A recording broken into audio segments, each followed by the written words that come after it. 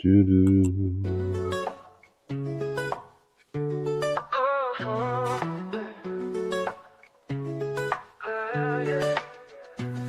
the same roof, we share the love, embracing the differences like hand in glove. Spreading peace and joy, it's a beautiful sight. Together we shine in each other's light. And why do we stand in love's pure might? Watching the world share in love and light. Hearts beating as one in our peaceful flight. Colors of harmony painting the night.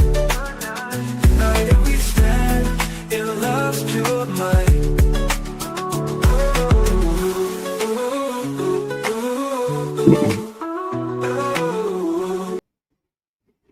Good evening, everyone. Thank you for tuning in to Watching the World. Tonight, we're going to be discussing the notes that I took in court in regards to Karmelo Anthony.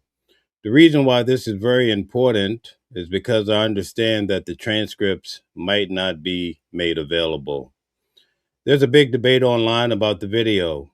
Some say they have a different video than what I saw in court. It's a staggering conversation, and a lot of people are having big fights over, was it so? Well, tonight I'm going to take you guys on a journey back in time. We're going to look at some video, and I'm going to show you, I'm going to look at it fresh, but it's testimony because the school allowed individuals to come and take a look at the video of what occurred the day that Austin Metcalf lost his life. Okay. This day that has affected the area that I went to down in McKinney, Texas. An amazing place. I enjoyed myself thoroughly. But many people want to know what really happened. So we're going to get to that in a few minutes. You guys are welcome to join the panel tonight. You can come up and ask a question. I'll give you a couple minutes, and then I'll just have you go back down. But we're going to try to make this smooth, and I'm going to document a lot of the notes. I'm just going to breeze through it. Some of it I may just have to figure out what I was writing because I'm speed writing. We also have some individuals that will be coming through tonight, I believe. So as they come in, we'll see what they have to say, their thoughts on the matter. But first of all, we're going to start off with this video. So in court, I saw a blurred video, and I have explained it to you guys many times of how Karmelo, it's basically the frame of the video is the west video and the east, as though you're sitting at a stadium. And when you look across the stadium, you see the gates where people can, walk down and then out the gate to have a refreshment or go to the bathroom, okay? And you have the bleacher style seats. I'm pretty sure you guys have been to a funeral before, and you probably see the little tents that they put up just to be able to bury someone. It's the same size tent. Sorry to use such a morbid illustration, but I think it'll help you to understand the tent was not very big at all, but it had the branding of the school. So you would see Memorial, you would see Liberty, which was the tents next to that one. On the day of this incident, Karmelo Anthony, his school, Centennial, did not have a tent up. I heard the testimony in court that they did not have enough students there to put the tent up. As far as Austin and Hunter, they put up the tent, probably along with a few others. They put up the tent for their school memorial. All right. So the video I saw where Karmelo walks over, they actually give us a timeline in court. The West video is blurry, but before we actually saw the video, they set the stage by showing us what Karmelo was wearing. So when you see him walk out of the gate through the entrance wearing a gray sweater, It makes it believable that this is Karmelo, right? You can kind of see his hairstyle. You could just see the impression of him, right? So he starts to walk back out. It's almost like he came in the first time. He looks around. He goes back out. He comes in. He starts walking to the right toward the tent of Austin, Hunter, Eddie, whoever you want to talk about in the tent, okay? He walks across. It's blurry. It's almost like you're sitting across the stadium. How can you identify someone? It would have to start with their clothes and you would have to know, right?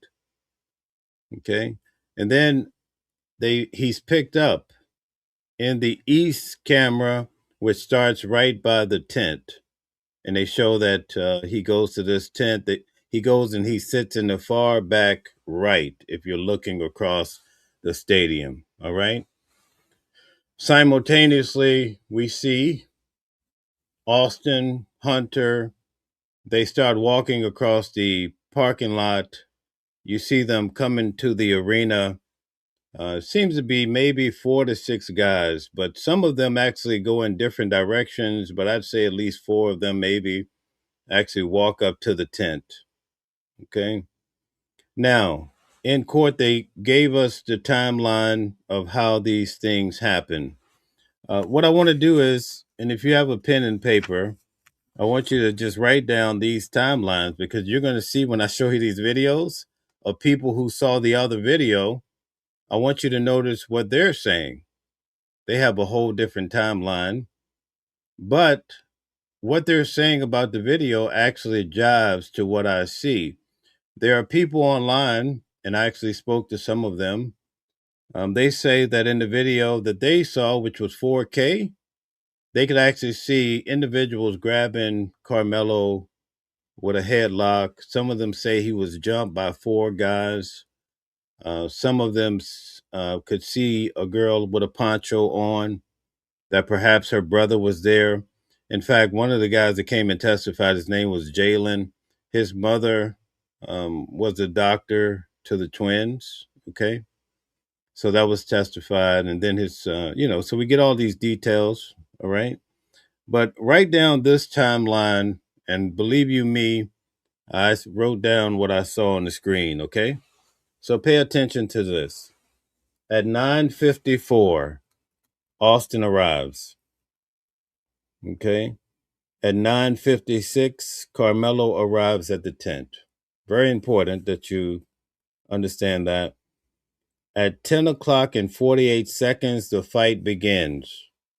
And we could see it. We saw Austin, he jetted toward Karmelo. And I keep saying this, when Eddie gave his testimony, he said that when Austin jetted toward Karmelo, Eddie was knocked out of the way. That's how much force was with it. And that force was transcribed into Karmelo stabbing him. So there's force coming from Austin and Karmelo with the stab. It's quite frankly, you could see that if you saw the video in court. But people only want to hear what they want to hear. So anyway, 5 seconds later, that's very important that you pay attention that I say 5 seconds, because in the video, one of these guys is going to jibe with my statement. So at 10 o'clock and 53 seconds, the suspect runs away. Okay. So this whole incident of the fight only lasted 5 seconds. Okay. One of these guys is going to substantiate me in the video. So we're going to go to the actual video. Also, at 10 o'clock, 5 minutes and 30 seconds, the police arrive. Okay. So keep that in mind. The ambulance, police, they all, they show up pretty much at the same time. Okay. So you have those timelines. We're going to go through these videos, and then I'm going to start going through the notes. This is going to probably be a 3 or 4 night process. Hey, if you want to hang out with me, you're more than welcome. But it turns out that the transcripts may not be released. I know a lot of people just want to know what happened. So I don't want to add a lot of commentary. I just want to go through my notes. But first, we're going to start off. First, I'd like to ask you guys to hit the like button, share, and subscribe as we start to go through these videos and see what some of the witnesses had to say of what they saw. Okay. And I'll tell you if it matches up to what I saw in court, Okay, so let's get to it. All right. Thank you guys so much. And again, thank you for sharing, and subscribing. Let's get to it. Frisco ISD is releasing surveillance video of the stabbing at the track meet that led to the death of a student back in April, but only under very strict conditions. So through open records, they will allow whoever requests it to view that video. And shout out to the Hodgins twins. I'm using their video here. Thanks. But no recording whatsoever is allowed. On that note, we sent our IT producer, Kelsey Mittauer, to watch that video. She joins us now in studio to walk us through what you saw. We're going to go in order here in just a second, Kelsey. But in general terms, what did the video depict? What did you see? It shows everything from the moments leading up to the stabbing to the medical response to then the beginning of the police investigation. Okay, and it lasts. Yeah, got a new show for y'all. Got a damn good show. But before we get to today's video, don't forget, got a new giveaway. Cummins Turbo Diesel. Okay, we're going to focus on her testimony. They're giving their spiel, but this is the only video I could find of this lady giving her testimony. Ram and 10 grand in cash. Get in to win? Just go to my website, officialhorsetwins.com. Anything you buy gets you in to win. Several minutes is what they showed you. It did, about 30 minutes. Okay, so let's start in the beginning now and talk a little bit about what you saw at the front end of that video, because you got to see the attack, the actual stabbing took place. So it starts, I started watching about 9:53. The camera shows half of the field. So it's about from the 50-yard line. So their video starts at 9:53. Again, keep in mind, Austin arrives at 9:54 in court. And also at 9:56, Karmelo arrives, according to the video we saw. And the tent where it happened was kind of right in front of the 50-yard line, but the camera is down here. Guys, whoever the moderators are, there's someone talking about there's no way you support the watermelon felon and you people are lying. There's no reason for them to be here. I'm going to time them out. Tonight is serious. We want to stay focused. If people are saying stuff like that, toss them out. You just have to learn to behave. This is how these guys got in trouble, because they don't know how to behave. Here we go.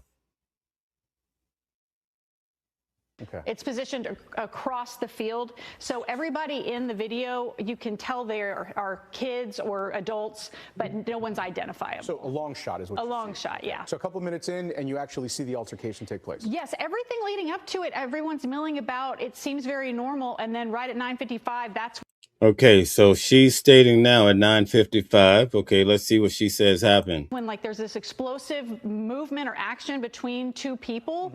Okay, so she's saying the fight started at 9:55. You notice that? Next video, the guy's going to tell you something different. But they're actually going to the school to see this video firsthand. When they went to see the video, they could not take a cell phone. I think one person was caught because they had the Meta glasses trying to record, and then that shut down everyone else. But it was very,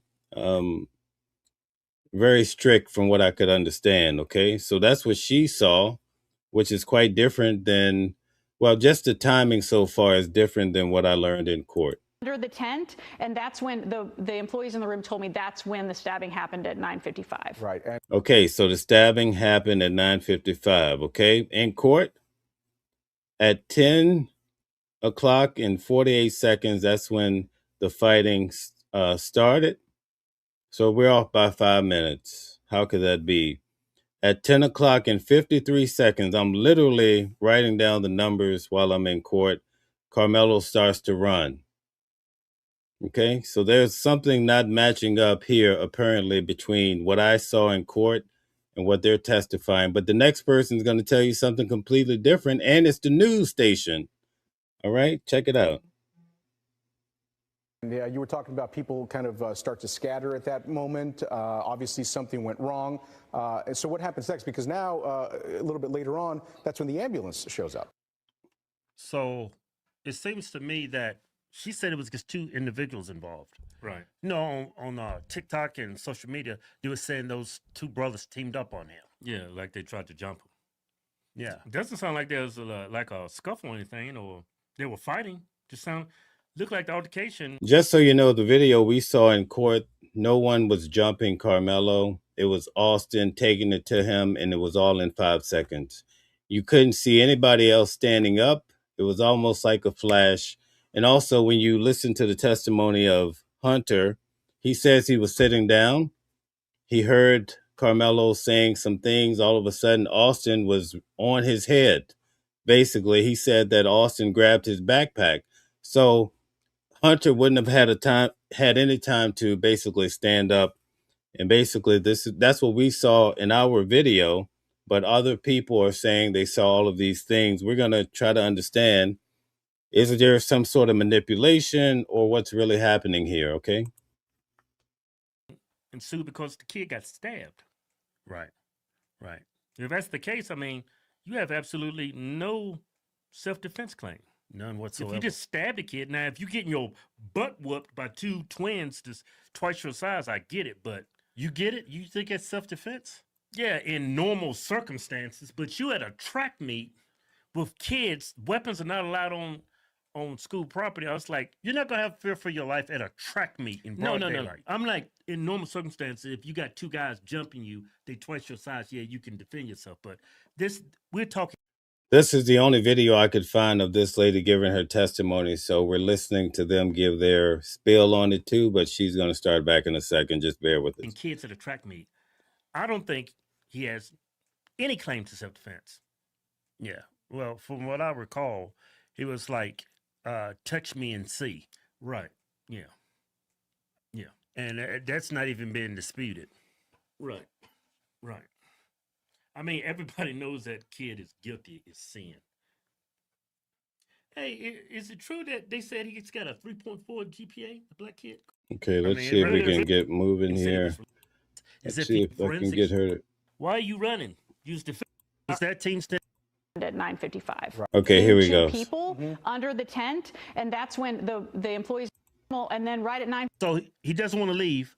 Altercation ensues. He stabs him, and then he leaves. It doesn't make any sense. Yeah. All you had to do was leave. So a couple of minutes in, and you actually see the altercation take place. Yes, everything leading up to it, everyone's milling about. It seems very normal, and then right at 9:55, that's when like there's this explosive movement or action between two people under the tent, and that's when the Okay, in court, that happened at 10 o'clock and 48 seconds. Basically, that's what we learned. She's saying it happened at 9:55. Something is off. The employees in the room told me that's when the stabbing happened at 9:55. Right, and you were talking about people kind of start to scatter at that moment. Obviously, something went wrong. So what? I heard that 400 people went to see this video, so she was one that got in. Maybe over 100 had seen it. And from what I understand, there's probably 14 or 15 people that have come forward so far to say they saw fighting and jumping and headlocks and all sorts of someone distracting the coach. There was a whole lot that's happening here. Let's check it out. What happens next? Because now, a little bit later on, that's when the ambulance shows up. Right. So when the ambulance arrives, it actually comes through near the end zone at the gate, and then it comes up to the 50-yard. Okay, so here we match up. Remember I told you the police and the ambulance came at 10:05?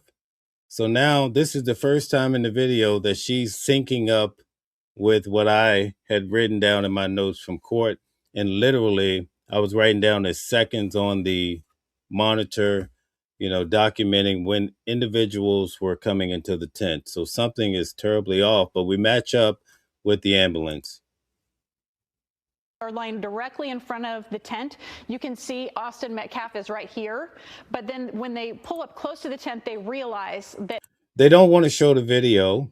And I think it's very important that you guys understand that when we actually saw the video, the blurred video in court, okay, they had us take a break. We came back, and then they had the video expert, and they had a special monitor that was right in front of the jurors.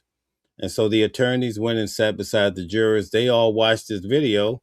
And even though those of us in the audience had seen the previous video all morning being broken down, we were not allowed to see the video that the video expert had enhanced. So we were sitting in the gallery like, why are they not letting us see this video? So you see how this makes it looks a little bit sketchy. But I tell you, when I write notes, I really, really write notes. In fact, I'll give you a quick example of something with one of the officers to show you. If I could just find it really, really quick here. Let's see if I could find it. Don't fail me now. Let's see here. I probably won't be able to until we actually go through it. But there's an instance in my notes with the officer where, yeah, here we go. So the police officer, he had on his body cam, and this incident happened on April the 2nd, 2025. The body cam actually showed the date. And do you know what the date on his body cam said? It said February the 10th, 2016. So I say to the, and I actually could, bring these girls on because I'm sitting in court with them. Sorry for calling them girls. It's what it is, okay? But I say, notice the time. And when I told her, she was like, "Oh yeah, that's crazy, right?" So how is it? It's April the 2nd, 2025, and officers, he shows up, his body cam is saying February the 10th, 2016. In court, they did tell us that the timing was off on some of the technology. I'm just telling you guys, I just want to give you the facts. I don't have a spin on it. You have to come to your own conclusion as best as possible.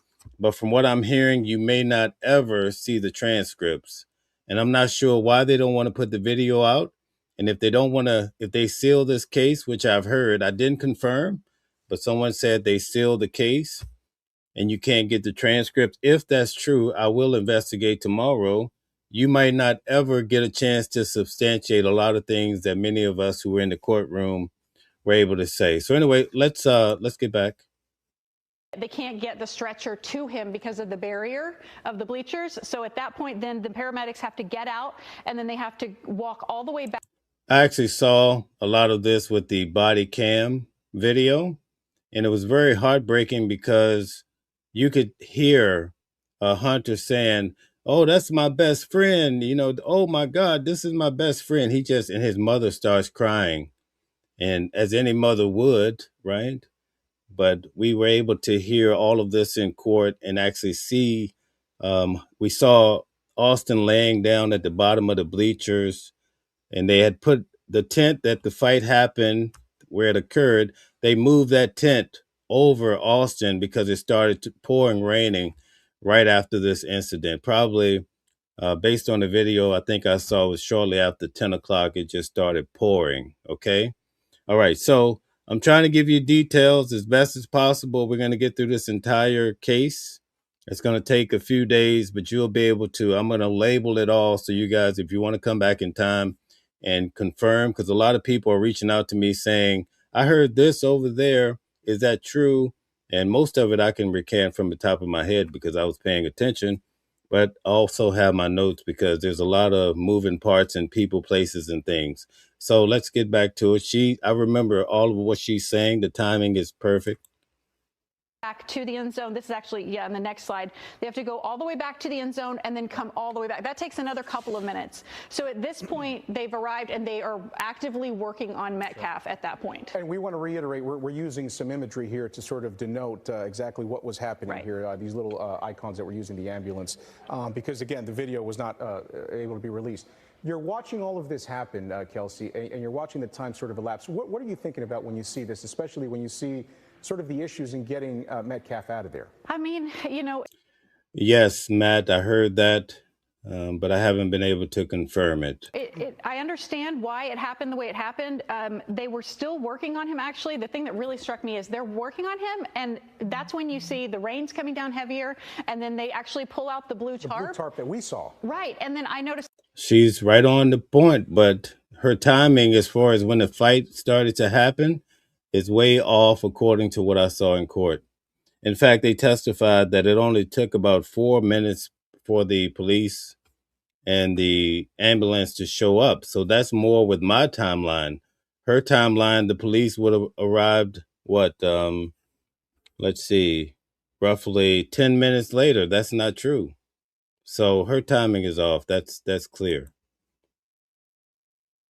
The crime scene tape is already up. I was so focused on here, I didn't even see that. But they're building the crime scene actively around him as they're continuing to work on him in the bleachers. So that was happening while he was still there? Yes, he's in the bleachers. And in closing here, because we know that several minutes had elapsed and people are sort of scurrying in different areas, what do we know about the suspect in the stabbing, Karmelo Anthony, and his whereabouts? So I asked the women in the room, Guys, I'm going to slow this down and I'm going to start answering questions. So we may not even get into my notes that much tonight because we have to go through all of this video. So I may have to start the whole notes thing tomorrow because I want to be thorough here and show you guys that people are not adding up. We're going to get to it tonight. You're going to see what I'm talking about. employees, I said, Thank you, Mad Sam. Thank you for supporting the channel. I really do appreciate it. Keep up the great reporting. You rock. Thank you. I have a lot of cases that are coming up that I will be covering. Luigi Mangione, Yellow Beezy. I'll be flying a lot.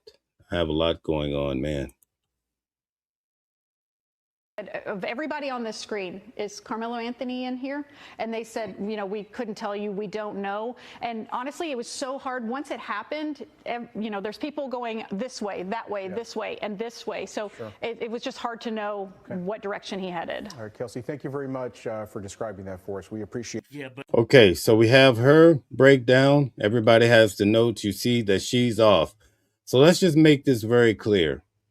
She's saying, according to her video that she saw, that the fight occurred at what time? Do you guys have it?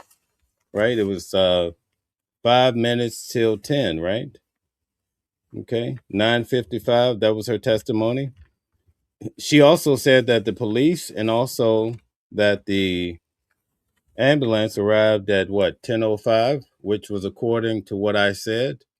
So that means it took 10 minutes for the police to show up. It was a testimony in court that they arrived in 4 minutes. So basically, when I tell you that the fight started at 10 o'clock and 48 seconds, okay, and if the police and the ambulance showed up at 10:05, then it's right on point with the testimony that we heard in court. Not sure why she's off by an additional 5 minutes. I'm very intrigued by it. And notice the next testimony we're going to do now, they're off too. So let's check it out, guys. Let's check it out. Thank you, guys. Hit the like button, share, and subscribe. Tonight, you're going to see that the video that I saw, these individuals actually seen similar video, at least the ones we're going to hear from going forward. This lady was a little bit off. Maybe she went in, she didn't take notes, and maybe she was going off of memory, and she was off by a few minutes. I will probably never know, but let's get to it. Jury indicted 17-year-old Karmelo Anthony just last week for a deadly altercation that happened at a Texas track meet in April. And now News Nation has viewed a critical piece of video evidence. 17-year-old Austin Metcalf was killed. Anthony admits he stabbed Metcalf while both took cover under a team tent during a rain delay. But Anthony says he was acting in self. No, you're talking about a video that's floating around today. That video has nothing to do with anything we saw in court. I'm not sure. In fact, that video is at night. It appears to be very dark. There's no tents. As you guys could see, even in these videos, there's tents. And that should be your first starting point in the video, to look for the tents. That video does not have any tents. Self-defense. News Nation's Rich McHugh has been tracking this case. And Rich, you are one of the reporters. So guys, take out your notes and notice his timeline and focus on those numbers.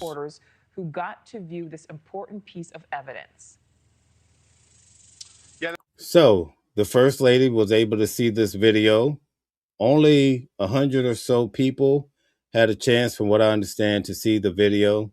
It was supposed to be 400 that signed up for it, but because someone had brought in meta glasses, they shut down the operation. So we heard from the first lady. Her timing is off from what I saw in court. Now we get a chance to hear from this guy. He's a part of, I believe, News Nation. He's actually a reporter. He went in and saw this video, and I want to see if it matches up to what I saw or what individuals who were coming forward saying they saw him being jumped. I did not see Karmelo being jumped.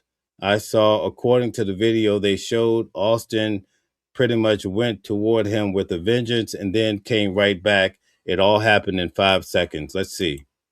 Nicole, they allowed me to view this video under strict conditions. I couldn't record anything. I couldn't take pictures. I could take notes, but that's about it. They would play it one time, and they wouldn't even rewind it or play it again, even the moment in question. So you see the expansion of the field. So you're actually the video that's recording, the cameras that are recording, is on one side recording all the way over to the other. So that gives you an idea why the video is so blurred when we saw it in court. what I saw in the video was ultimately it's from the press box across the field. And guys, this is like a year ago. So all of this testimony is right around the time closer to when the event happened. Okay, so they're giving you solid information according to what they saw. I would say closer to that actual time, right? On the 45-yard line, you can view a yellow tent across the field. That's where this incident happened. There's no sound on the video, and it's raining. You can see about 30 to 40 people around the field. It's a track meet that morning, so they're That's what I saw. So we're right on point so far. Preparing for this track meet. The incident in question happens at 9:44 a.m. It's really calm. So it's very important also to keep in mind, these individuals actually went in to see this video along with all the people that are reporting on the video. So it's not like another separate video, I would imagine. So we're going to compare test statements and see where it leads us. Up until that point, and then chaos ensues, and you can't really make up anybody. You can't make out individuals. You can see people and colors. And you see that? You can't make out individuals. You see people and colors. That's what I saw in court.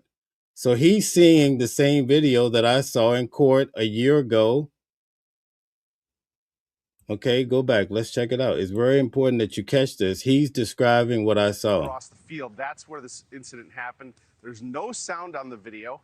That's true. No sound on the video. It's raining, and you can see about 30. It's raining, yes. 30 to 40 people around the field.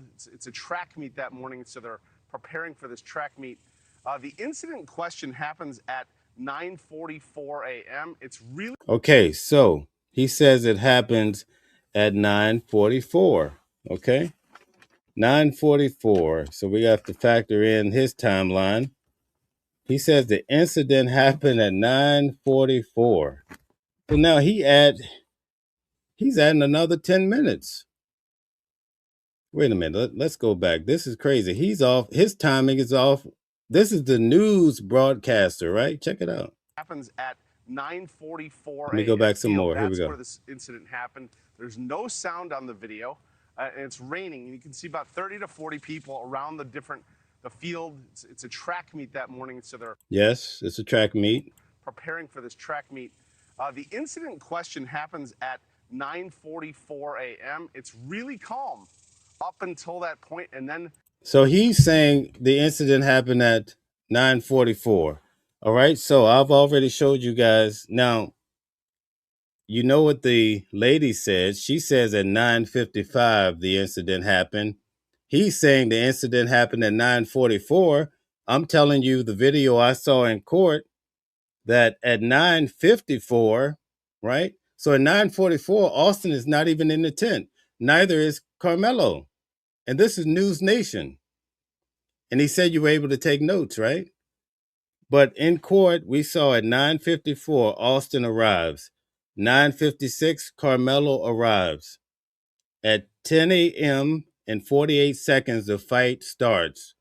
I didn't write that 48 seconds for no reason. I'm writing what I see on the screen and also the testimony from the attorneys and people involved, right? And then also at 10 o'clock and 53 seconds, the suspect runs. The suspect is Karmelo.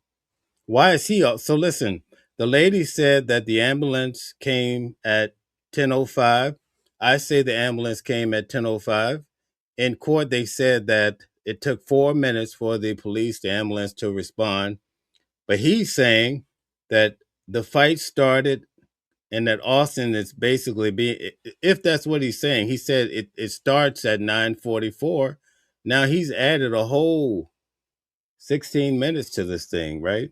So now and then if you take the 16 minutes and add the 5 minutes, it takes 21 minutes for the ambulance to come. How is it that everybody has a different story about this video? That's why I wanted to show this to you tonight, because it's crazy. And this guy is from News Nation, right? Or Newsmax. I can't really see it. Let's see. Can I change this around? Okay, anyway, let's keep going. Chaos ensues, and you can't really make up anybody. You can't make Yeah, up News. individuals. He's from News Nation, but his statement so far, you can't make out the individuals. All of that lines up to what I saw in court. You can see people and colors and what they're wearing, but you can't make out identities. But again, at 9:44, chaos ensues. What I did not see was any obvious physical altercation leading up to the stabbing. Now, I went in. So he said, this guy went along with all the people that saw this video, and they have all these different stories, right? He's describing what I saw in court. You can't make out anything really happening. You can only see Austin get up pretty much, and he goes over, and they actually break it down. Then he bounces back. It only lasts 5 seconds. It lasts from 10 o'clock and 48 seconds. That's when Austin gets up really quick and goes toward Karmelo. And then by 10 o'clock and 53 seconds, Karmelo is running. The suspect in court, the suspect is running. 5 seconds. Now, one of these witnesses is going to tell you, I think it happened all in 5 seconds, and you're going to start to see that my notes are right on point. But anyway, let's get to it. Inside the stadium earlier this morning to try and give our viewers a better vantage point of where this all happened. Take a look. Across the field, you can see where the press box cameras captured everything. We're on the 45-yard line here. This is where it ultimately happened. There's a tent right up here. Yes. So the tent was up, I'd say maybe 5 rows. But what happened when Austin was stabbed, he kind of fell back all the way down to the bottom here. And so then they moved the tent over him because it started pouring raining. So his testimony is right according to what I saw in court. His timing is off by a long shot, though. Tent where everybody was huddled at 9:44. Whatever went down happened right here. Everybody. And you just heard the previous lady say 9:55, so you get to see that I'm showing you people are way off about what they saw and heard. Kind of took off.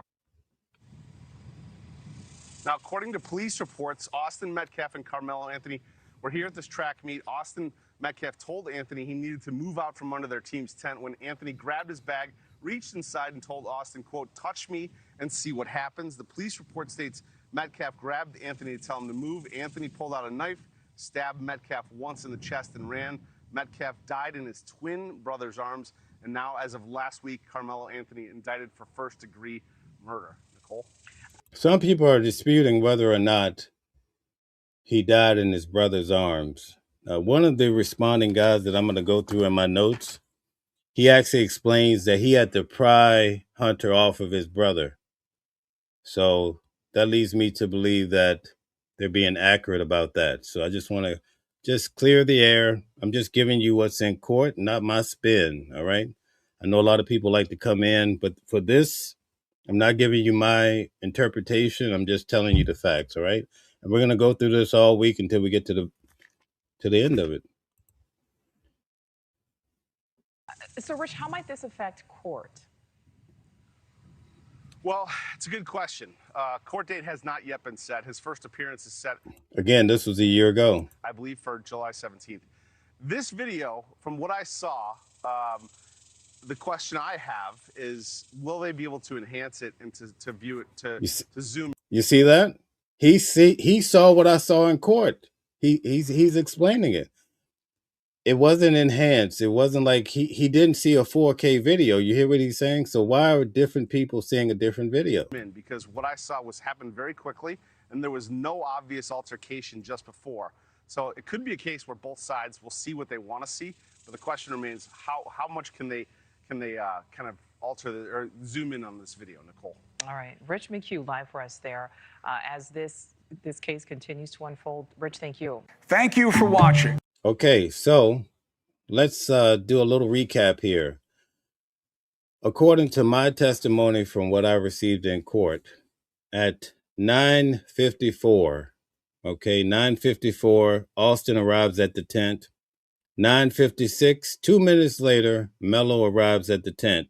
In addition to the numbers that I'm, telling you from the screen, verbally, they say it's a 2-minute window when, Karmelo arrived versus Austin, okay? I'm also telling you at 10 o'clock and 48 seconds, the fight started. I'm also telling you that at 10 o'clock and 53 seconds, 5 seconds later, Karmelo is already running. Okay? This is in court. 10:05 and 30 seconds, the police arrive. Okay? The first lady we looked at, what did she say, folks? Can somebody in the audience, I'm going to give you $25. Okay, I'm going to give away quite a bit of money tonight. So everybody, I hope you were paying attention. I didn't tell you that because I want to see who the real watchers are. $25. What did the first lady say about the time that the fight started? All right, who gets the $25? Let's go. We got to get this moving. Can we give away $25? Should I raise the amount? Can we go? All right. Pretty Tings, you always winning. Why are you always winning? All right. Pretty Tings won. Okay. What time did she say? All right. Another $25. What time did she say that the ambulance arrived? Tell me. Come on, guys. This is easy money. Let's go. But we got to do it quickly because we still have a whole nother video to go through. What time did the ambulance come? Come on. You guys got to make good witnesses. Let's go. What time did the ambulance come? No, not 10:20. Come on, guys. Right, 10:05. Comment, Poet, you have to email me your Cash App. I'll have it to you before you can turn around. Okay, so we have to remember who's winning the money, guys. Can somebody document it? Comic, you have to email me because you're new and you haven't won before. Okay, the next $25. What time did the man say that the fight started? Come on, guys, let's go. What time? $25. Let's go. What time did the man say the fight started? Going once, going twice. What time did the man say? The guy from News Nation, what time did he say the fight started? Not 9:54. Nope, not 9:54, guys. Come on. Nope, not 9:54, not 9:54. Okay, looks like I have to keep this moving. He said 9:44. Okay, all right. Let's see. Be Pretty, I'm going to give it to you anyway. Be Pretty, you won the $25. So 9:44. So you see the big difference? According to my notes, the fight started. This is in court. I'm watching the video. The fight starts at 10 o'clock and 48 seconds. The first lady said the fight started at 9:55. The guy from News Nation, who is a top-notch reporter, he says he saw the fight start at 9:44. Do you guys see where I'm going with this? Why is this the case? Stella, please help me to determine. I know Pretty Things, but everybody else who I owe $25 to, I just want to make sure everybody get it. I'm very big on that. Anyway, thank you guys for participating. So I hope you guys are taking notes and paying attention because I'm going to be giving away even more money. So, but you got to remember and you got to be quick on your feet. This helps me see who's here for the long run, right? I'm investing in you. All right. And I love it. Okay. So anyway, all right. So now we're going to get to this video and we're going to get another story of how this happened. And this is all professional people. With the day of facts from attorneys and emotion from witnesses during the first day of testimony in a Collin County murder trial. The case revolves around the stabbing death of Austin Metcalf and the arrest of Karmelo Anthony during a Frisco School District track meet a year ago. NBC5's Maria Guerrero is live with more for us. Maria? Thank you guys for participating. There'll be many more opportunities tonight to win money, so just pay attention. I just want to see who's really rocking with me, and this is a good way to determine because you're going to remember different points.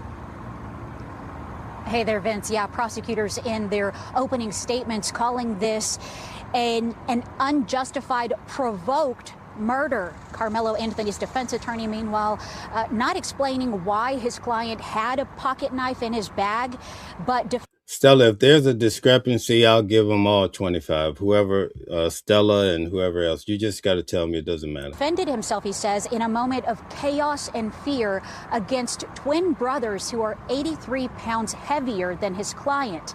The first piece of evidence for this jury, surveillance video. While previously an indistinguishable surveillance video inside Kirkendall Stadium on April 2nd, 2025, Tarrant County. So guys, you get a chance to see for this video that's floating around today, the first thing you should do is look for these tents. If you don't see these tents, you don't have the right video. If you don't see the time of day, this is the time of day. It happened early in the morning, right? 9 something.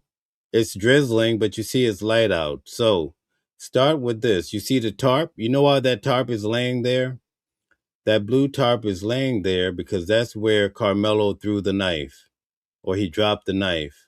And so they covered the knife with this tarp that happened to be folded up somewhere in that vicinity. And they put it over the knife so that the blood wouldn't just all wash away. Okay. And also, you see where the L's are? The L's are for liberty on these tents.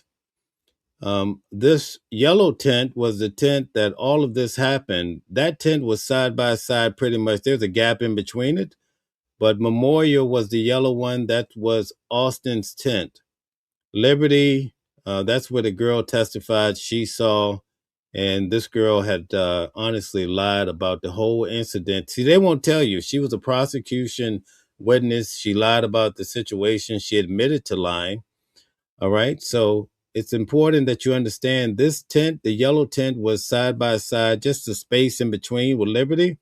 But because Austin actually was stabbed, probably where the blue tarp is, somewhere in that area, and he fell all the way down here to the floor level. And that's why they moved this yellow tent down over top of him, because it was raining so bad. Remember, she said the ambulance drove in, but they couldn't get to him. So you see the fence. Guys, I'm showing you how this all went down. Okay, so they had to go around. Okay, they had to go around in order to get to Austin. All of this happened at 10:05, according to the testimony we heard. So now this is a third source that we're going to hear about the video. And let's see if it matches what I saw in court. Video forensic analyst Mark Porter walked jurors through what prosecutors say will prove their case against Karmelo Anthony. Porter using software to enhance and zoom into multiple angles inside and outside of the stadium, showing the final moments of 17-year-old Austin Metcalf's life. Jurors alert, watching a large monitor as Porter explains how he tracked the movements of the victim and suspect. We learned the suspect is seen walking up to the top of the tent first. Anthony's defense says he saw a friend he knows from Memorial and that no one else had a problem with him sitting there. Austin, his twin brother, and friends then joined their classmates in the tent. About 2 minutes later, the zoomed-in angle shows someone pushing another person, followed by a sudden burst of movement. The suspect identified. You hear that? So they were able to see someone pushing another person. No testimony of anyone being jumped. All right. Identified by the expert, then moves up the bleachers before running down, falling down at one point. Now, I'm not saying this other video don't exist. I'm just telling you that when we go back from a year ago, individuals are giving their statements in regards to what happened. It's as if they saw the same video that I saw in court. That's all I'm saying. Let's go back and see what she's saying again. Check it out. Anthony's defense says he saw a friend he knows from Memorial and that no one else had a problem with him sitting there. Austin, his twin brother, and friends then joined their classmates in the tent. About 2 minutes later. You hear that? 2 minutes later. Okay. So Austin arrives, right? He joins them in the tent. The zoomed-in angle shows someone pushing another person, followed by a sudden burst of movement. The suspect identified. Okay, so you hear that? 2 minutes later, after Austin arrives, there's some pushing. So you see how that's off when you go back to the timeline? Now that doesn't jive with my story or the two previous people on the video. Okay, check it out. About 2 minutes later, Hold on. first, Anthony's defense says he saw a friend he knows from Memorial and that no one else had a problem with him sitting there. Austin, his twin brother, and friends then joined their classmates in the tent. About 2 minutes later, the zoomed-in angle shows someone pushing another person. So based on what they're saying, Austin arrived at the tent and 2 minutes later he was pushing Karmelo. Here's the problem. In court, again, Austin arrives at 9:54, right? $25. What time does Karmelo arrive? What time does Karmelo arrive? Come on, guys. We got to do this quickly. What time does Karmelo, according to my testimony that I got from court, all right? Austin arrives at 9:54. What time does Karmelo arrive? Okay, yes. So T-shirt, let's see here. Be Pretty won that one. So at 9:56, Karmelo arrives. But in her testimony, right, the commotion is already starting 2 minutes after Austin arrives. That doesn't make sense because we see that Karmelo would have just been arriving at that point. So you guys see all the discrepancies amongst these videos that I'm showing you, right? Followed by a sudden burst of movement. The suspect, identified by the expert, then moves up the bleachers before running down, falling down at one point, then running and walking away. Prosecutors say coaches run and stop him as police get to the chaotic scene. A side angle shows the suspect wearing a gray hoodie and black pants with his hands in the air before being cuffed and led away. Okay, so for the most part, everything matches up except how they're explaining the timeline. So I don't know if they're just speaking loosely. Tell us in the audience, I want to see, why do you guys think all the timelines are off? And now we're not even factoring in all the people on TikTok and these places that are giving their playback of another video that they see where 4 boys are jumping Karmelo. You notice in these videos, we don't hear that. They say they can see Austin, just like what I saw in court, Austin attacking Karmelo, right? So why do you think there's so many discrepancies when it comes to these videos? Let's see what you guys have to say about that.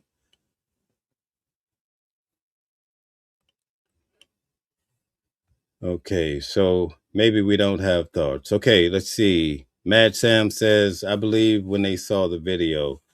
Okay.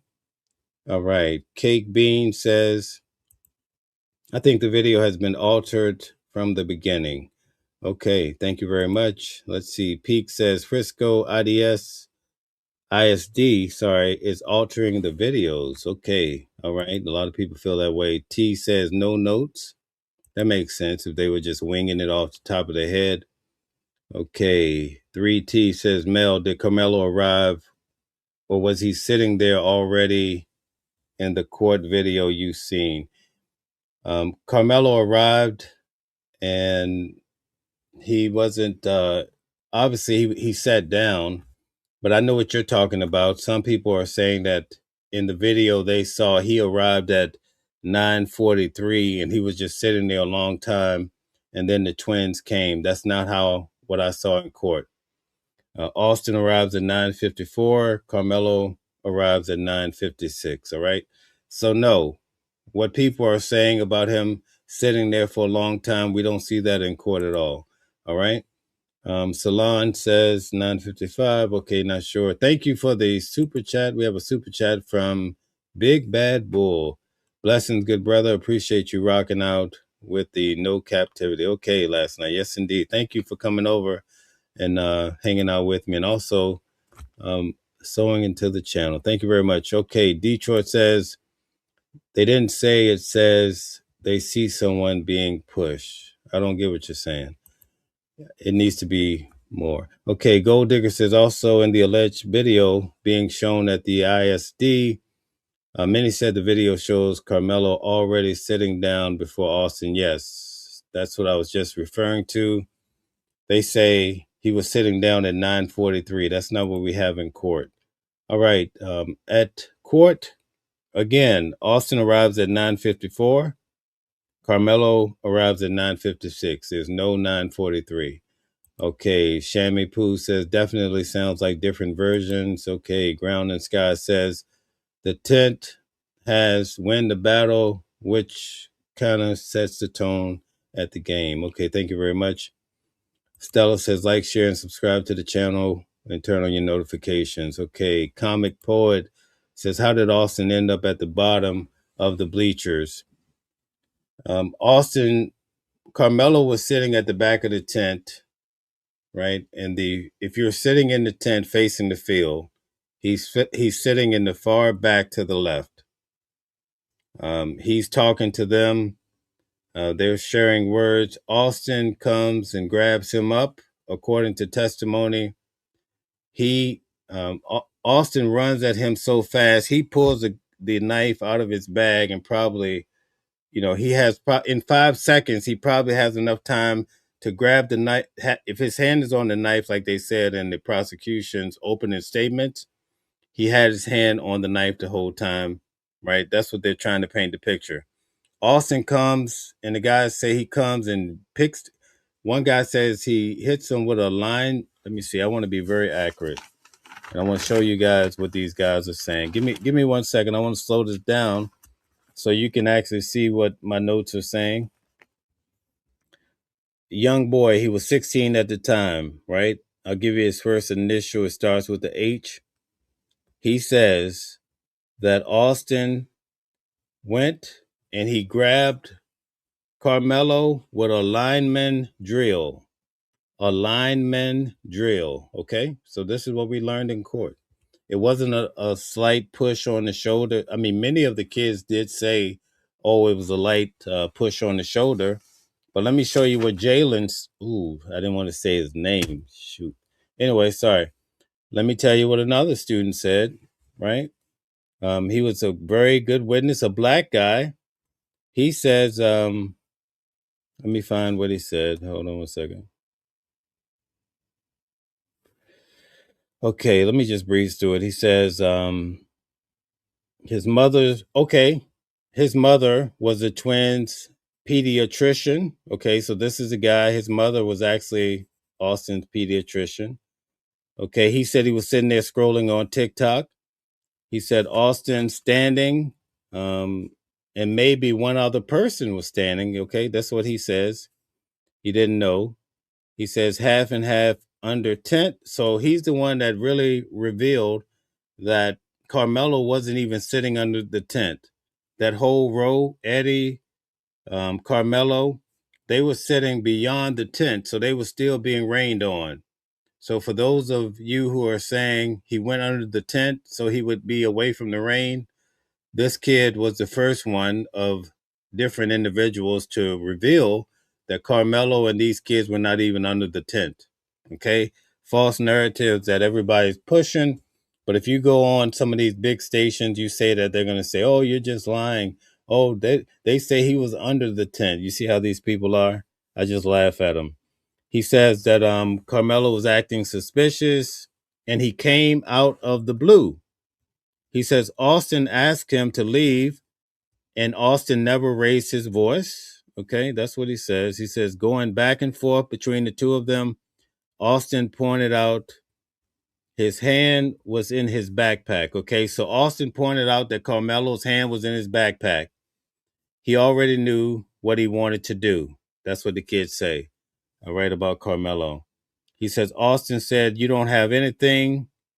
We're all from Frisco. Because one of the guys had testified that he told Austin, don't mess with him because he felt like Karmelo had something in the bag, right?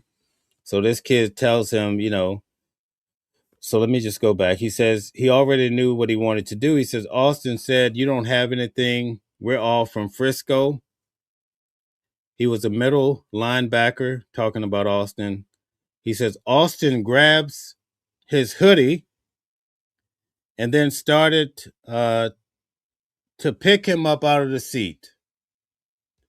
So one kid says that, remember the guy before, his name started with an H. He said that Austin hit him. He went to Karmelo with a linesman's drill. The kid before said he actually was able to get him up, start picking him up out of his seat. In the video, we see Austin running, right? I mean, well, he's moving toward. I want to be careful with words. In the video, he moves so fast, 5 seconds. He goes to Karmelo, and all of these kids have a different perspective, and I'm giving you their perspectives when I really go through this, right? And it's very important how they interpret it. The same move, Hunter interpreted because he saw the backpack fly. So then it makes sense that when he's standing on the front yard with his mother, he says that, yeah, Austin stood up and went and grabbed his backpack, right? See, he heard Karmelo arguing. He's the first one. Hunter is the first one. He even tells you that in the video. But the other kids that came in, a guy named, his name started with a T. A lot of them were kids, right? He said that Hunter and them started on Karmelo. Okay. So Hunter, in his own words, if you go to the video we played the other night, he says, I heard this strange guy. He came from nowhere. I turned around and, he was like, I told him, like, what are you doing here? Whatever, right? Then he says, Austin took over. And then he says, Austin grabs his backpack and it's over. It's 5 seconds. But all he saw was the backpack fly. Not even Austin knew he was struck in the chest, right? The guy who responded to him first said it was the abdomen. Okay. But then we know when the medical examiner came, they tell you all the details. Okay. So everything is pretty much matching up according to what these guys are saying. Although many of the kids came in, they said, oh, he just touched him on his shoulder and asked him to leave. But some of those kids, like Eddie, right? Eddie was the star witness, I think, in this whole case. Eddie says very clearly in court, and if you don't believe me, go ask some of these other individuals who have their channels. They were in court, right? We don't talk. Ask them what was said. Eddie said that Austin went at Karmelo so hard, right? Which is consistent to what these other kids are saying. It knocked Eddie out the way. Why would Eddie say that? So that's not a light push on the shoulder. Why are these kids, and you know what's happening on the main media? They're saying, oh, everybody's trying to say these kids will lie. 12 kids would never lie. That's what they're trying to say. Oh, these black people are crazy. They just want something to talk about. But I'm giving you the real deal, my notes from court. You can substantiate what I have to say because there's other girls. I covered Diddy trial with these same people, right? We're not like close associates. We don't talk. I see them at court. Nobody's reaching out to each other. So you could go to their channel and check out what they're saying. They're going to tell you, I guarantee you, probably one of them is going to say Eddie was knocked out the way because that's how hard Austin was going at Karmelo. Now, this is not a whole debate. I don't want people coming into the audience talking about, this is not a silly night. This is a night to be very serious, and we're comparing notes. So if people are coming in just saying ridiculous things like, oh, how could you believe who's supporting? Nobody's supporting anybody tonight. Tonight, we're going through the facts. You can't sit here and read my mind. I'm not trying to read yours, okay? We're trying to stay focused here. I'm going through the notes because word on the street, you're not going to see the video and you might not see the transcripts, right? Okay. And there's a reason for that, but I'm not going to get into that because that starts to get into the opinion category. So I'm doing this for a lot of people that are emailing me, asking me all these questions, right? And I love it because you guys are watchers. A lot of you have supported me from day one. I'll make sure I answer your emails tonight. But I want you guys to be able to gather a lot of information because I know you're out on other channels and you want to be able to convey what happened to or what have you.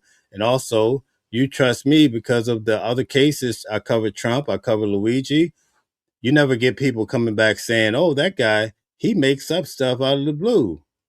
I haven't had one person that follows this channel consistently say, well, somebody said you made something up. Okay. My record is pretty solid, and I don't plan on veering off to the left on this case. All right. So if you're thinking that way, or if you're in the comments saying that, then come off it. Okay. Because I'm here for it tonight. All right. So don't be distracted. Anyway, let's get back to this video because it's very important.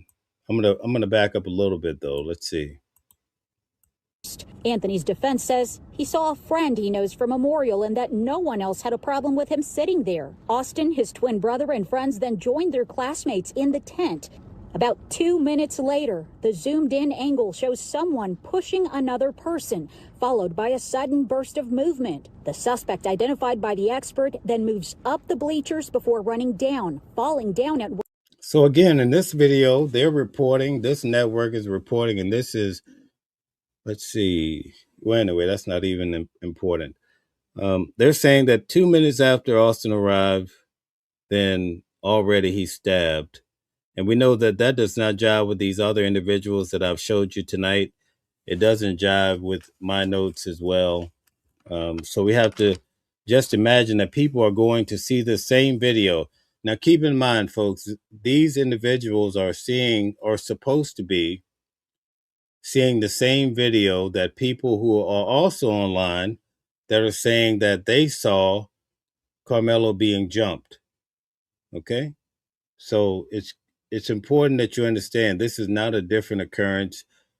These people are supposedly seeing the same thing. All of these individuals appear to see the same video that I saw, right? The one guy says it happened so quickly, like 5 seconds. So it starts to jive together, okay? So at any rate, I'm going to go through as many of the comments as I can. I don't think it's good for me to, let's see, we're already in what, an hour and a half? Oh, man. Time flies when you have so much to cover. But I want to make this historical because if you need to come back and refer to it, I'm going to go through it thoroughly. So I'll just come back tomorrow night and just really start hitting the notes. And I won't be showing videos and getting distracted and all this other stuff. Tonight, I'm going to go through your comments. I have some guests that are going to be coming up here in a second. Our guest of the night is here. She goes by the name of Queen 88. She actually lives there. She knows all about that area. We attended the trial together. So I wish, actually, what we'll do, I want to show her a few of these points so that she can also, because she was in court when they played the video too. Let's welcome Queen 88. Queen, how are you? How are you? Wonderful. Thanks for having me. All right, all right. So I went through 3 different videos of people actually that went to see the video. Mm-hmm. And they all give a different time as to when the fight started. The first person said that the fight started. Now, according to my notes in court, the fight started at 10 o'clock and 48 seconds. Okay. And I wrote it in my notes. The first lady that gave her testimony, she said the fight started at 9:55. The guy from News Nation said the fight started at 9:44. And then I think it's CBS or one of these companies we just saw. Mm-hmm. They don't give you timelines, but they say Austin, he was only in the tent 2 minutes before the fight burst into, flames. What do you think? Did we also look at what the witnesses were saying as well? They were actually there. Yeah, we're gonna go later. Yeah, we're gonna go through all of the notes from the case, but just to go through, because I have it day by day. Okay. Just to go through and just point. I don't have. It's not like a computer. These are hand notes, and for me to go through each witness and see what they said about time would require some preparation. So we'll deal with that. But what do you think about the discrepancy in line of even just these individuals? They it's not jiving. But then when you go to social media, we have people saying that he was jumped. according to the individuals that I showed tonight, they clearly did not see that. In fact, the guy from News Nation said you couldn't even make out people, just like what we saw in court. So what do you? And this is the Oh, and this is the event where they allowed individuals to go to look at this video. That's okay. what they saw. So that was last year that when they went to Frisco ISD. I think that are they playing it from different times? I was told that the video is 11 minutes. And they also said that they asked him, where do you want to start? Some people said all the way at the beginning. Some people said about 5 minutes into it. So do you think maybe that could be the discrepancy? They want to get straight to the point? Yeah, but the timeline of the video should be the video. You see what I'm saying? Right. Even if you cut it. So that's the tricky part. I get what you're saying. If you're splicing it or what have you, are you saying that maybe the video they saw was cut differently? Yes. Okay. All right. That would make sense. That's a good concept there. All right. But what about the part about individuals being jumped? These individuals apparently did not mention that. In fact, one guy says he saw a push, kind of like what we saw in court. You could just see Austin going toward Karmelo. We couldn't see the lineman drill like the other guys described it as, or when the guy named Jay says he started picking him up, in fact. So what do you think about why are some people seeing a jump, 4 guys jumping Karmelo, one has him in the headlock, but then in court we don't see that. Neither did these individuals a year ago. So do you think there's some manipulation there?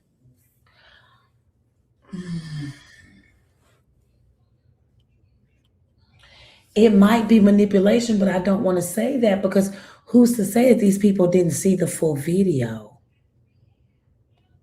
It's different from one person seeing the full video. It's different from other people seeing bits and pieces of the video. I feel like the video is possibly being manipulated as to what those people are seeing.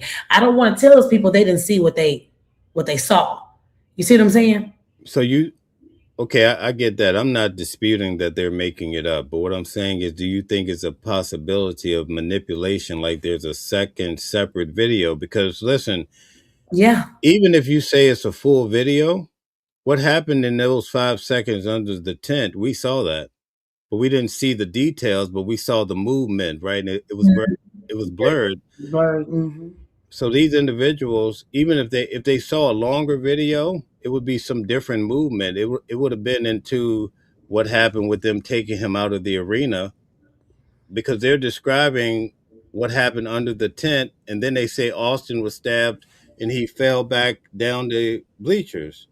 So we're seeing the same timeline, Right. but we only see Austin go to Karmelo and then he immediately comes back. These people are describing 4 guys beating him up. That's not 5 seconds. No, that's not. Somebody's distracting the coach. That's not 5 seconds. This is a whole plot. Right. We don't see any of that in court. Neither did these individuals that we saw who claimed they went to this same place, right? Yeah. So what I'm saying is, do you think that these individuals are shown a different video? Because that would be the only thing that would explain it. Yes. Right? Well, not the only thing, but I'm saying that would be one of the dominant. I think it's a different video. You think it's a different video? Why would they show some people a blurred video and then show other people a very detailed video of Karmelo being jumped? When we look at the testimony in court, right, and we compare the testimony, all of these kids, even the defense witness, right, they all point to the same things that we typically saw in court, right? No one said that he was jumped, right? Didn't they asked the defense witness, was he jumped? He said no. That would have been more productive toward, right, the cause for Karmelo, right? Right, for him to do what he did. So for the defense witness to say he wasn't jumped, the video showed he wasn't jumped. I'm just trying to understand. We seem to have this big, it's a maze that's going on, right? Right. So anyway, I just I wanted to see. feel like I lost my train of thought. I was trying to. You had to ask a question. I feel like okay. So let me ask you this. When it first happened, the people went down to the Frisco ISC to look at the video. Yes. They probably seen a clear version. They probably didn't know it was going to be that big of a deal once the media got a hold of it and all the stuff that was going on between Jeff going down there, going to the people's, going to Dominic Alexander's place of where he conducts his business, to where now they probably didn't want to put out a little bit too much. They probably at first like, okay, these are concerned parents. Let's show this. Okay, wait, this is bigger than what we thought. Okay, so I'm going to take. So this is all love. This is no debate between you and I. Okay, that's cool. But I'm going to show you the guy's testimony that actually went to the same place and saw the video a year ago. So you're going to get a chance to see what he describes. It's going to match up to a T. I want you to give me your own impression, okay? But go back. We're going to go back through this, and I want to, because this is very important, because there's a narrative out here, and we need to get to the bottom of it. If the court is showing separate people videos, that's very destructive for anybody's case. So I think it's a good discussion. So let's get to it. Subscribe below and download. Texas grand jury indicted 17-year-old Karmelo Anthony just last week for a deadly altercation that happened at a Texas track meet in April. And now News Nation has viewed a critical piece of video evidence. 17-year-old Austin Metcalf was killed. Anthony admits he stabbed Metcalf while both took cover under a team tent during a rain delay. But Anthony says he was acting in self-defense. News Nation's Rich McHugh has been tracking this case. And Rich, you are one of the reporters who got to view this important piece of evidence. Yeah, Nicole, they allowed me to view this video under strict conditions. I couldn't record anything. I couldn't take pictures. I could take notes, but that's about it. They would play it one time, and they wouldn't even rewind it or play it again, even the moment in question. So what I saw in the video was ultimately, it's from the press box across the field on the 45-yard line. You can view a yellow tent across the field. That's where this incident happened. There's no sound on the video, and it's raining. And you can see about 30 to 40 people around the field. It's a So this video is a little corrupted. Yeah. It keeps stopping. So, but anyway, we could get through it just this one. So far, it's his testimony, what you saw in court, or his statement. Sorry. It was going in and out. I just heard a tent. Did he say 30 to 40 people? Okay, so if you can't hear it at all, let's start over here. Give me 1 second. Okay. All right?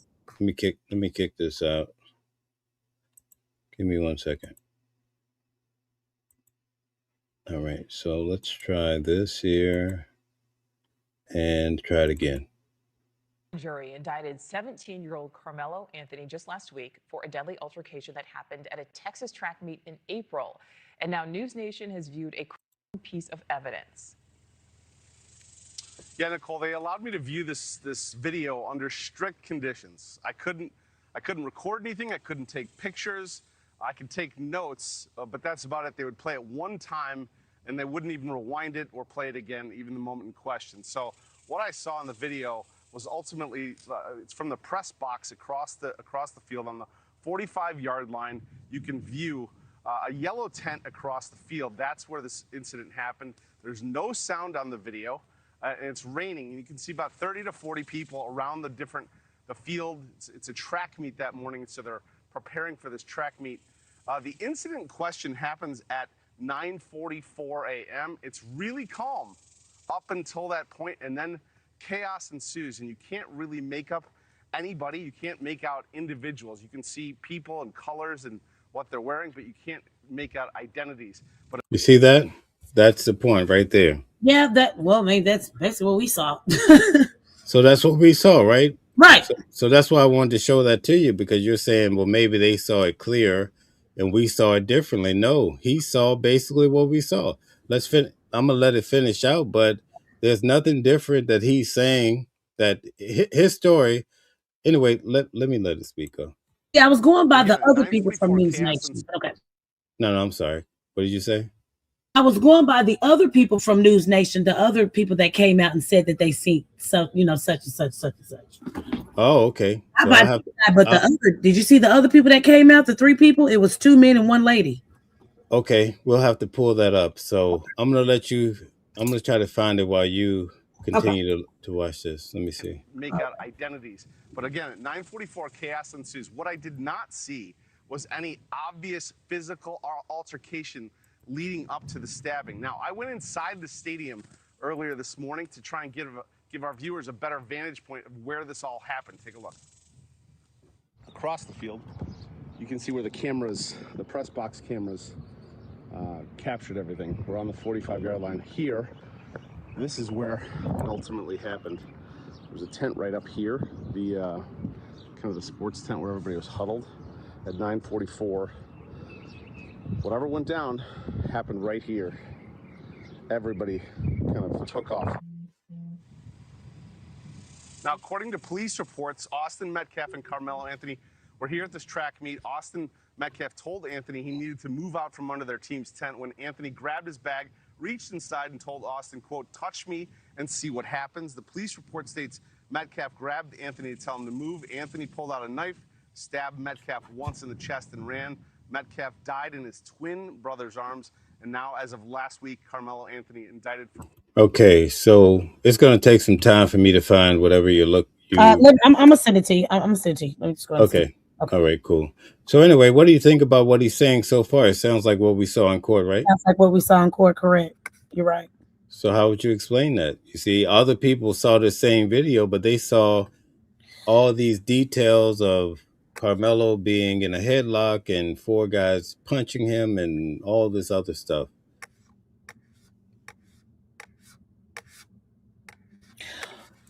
The only thing that I can come up with, and it may sound stupid, my conclusion is 2 different videos from different angles. That's all I can say. It's 2 different videos from 2 different angles. Right, 2 different angles. Okay. That'll be 2 different angles. It's the only thing I can think of. Let me find this. Okay. Excuse me. All right, very good. That's we'll leave it there. All right, so let's see. I want to show you. Yeah. There's no need to go back to the other one. I'll just let it be. Let's take a few of the comments here. We also have another guest here. Let's have her come up. Are you sure you don't want to see this though? I'm just, it's up to you. I have it. Yeah, I want to see it, definitely. Let me send it to you. Yeah, I'm just waiting. When you send it to me, I'll pull it up and show it. Let's have DJ Genesis come to the... All right, DJ, go ahead. Hey, I also put a video. I'm not sure if you guys heard of a person named Tiff Billions or something like that. She apparently went into the Frisco ISD with something glasses called glasses? Meta. Mm-hmm. Meta glasses. And there's some video that's circulating, and I have it in the back. That's the video that he's seen already. So is that like the video you guys saw? Is that a whole nother fake video? No, that's not the video. That has nothing to do with court. So I don't know what this is about. It's starting to get a little weird now. I'm not used to this, Right. So this is some made up stuff that people are pretending like they're doing, huh? That's great. Okay. Because it's on, people, big time people are, big content creators, celebrities are actually showing this video as if this is something that's a real thing. See, the bottom line is, right, if there's a separate video that shows him being jumped is different than what we saw, that's a big problem for the case, right? Yeah. So that's why everybody's probably having this discussion, which is rightly so. But I mean, wouldn't they know that those were Meta glasses? Like, maybe not. I mean, you just have average people working in their office. They may not understand. Like, even at the courthouse, people were trying to get Meta glasses in, and some of the officers didn't catch it. You know what I mean? So people are just not used to it. It's not a common thing as as you would imagine. I have a question. It was kind of going back to what we were talking about, like the students and like their, different testimonies. Is it because that they're students that they can't be held up for perjury for if they did like tell a fib on the stand, or is it that they just couldn't remember it? So you can't. Sometimes, sorry to cut you. Go ahead. Sorry, go ahead and finish. Yeah, but is it because the time has gone on and maybe they might forget over time, so it couldn't be necessarily a perjury thing?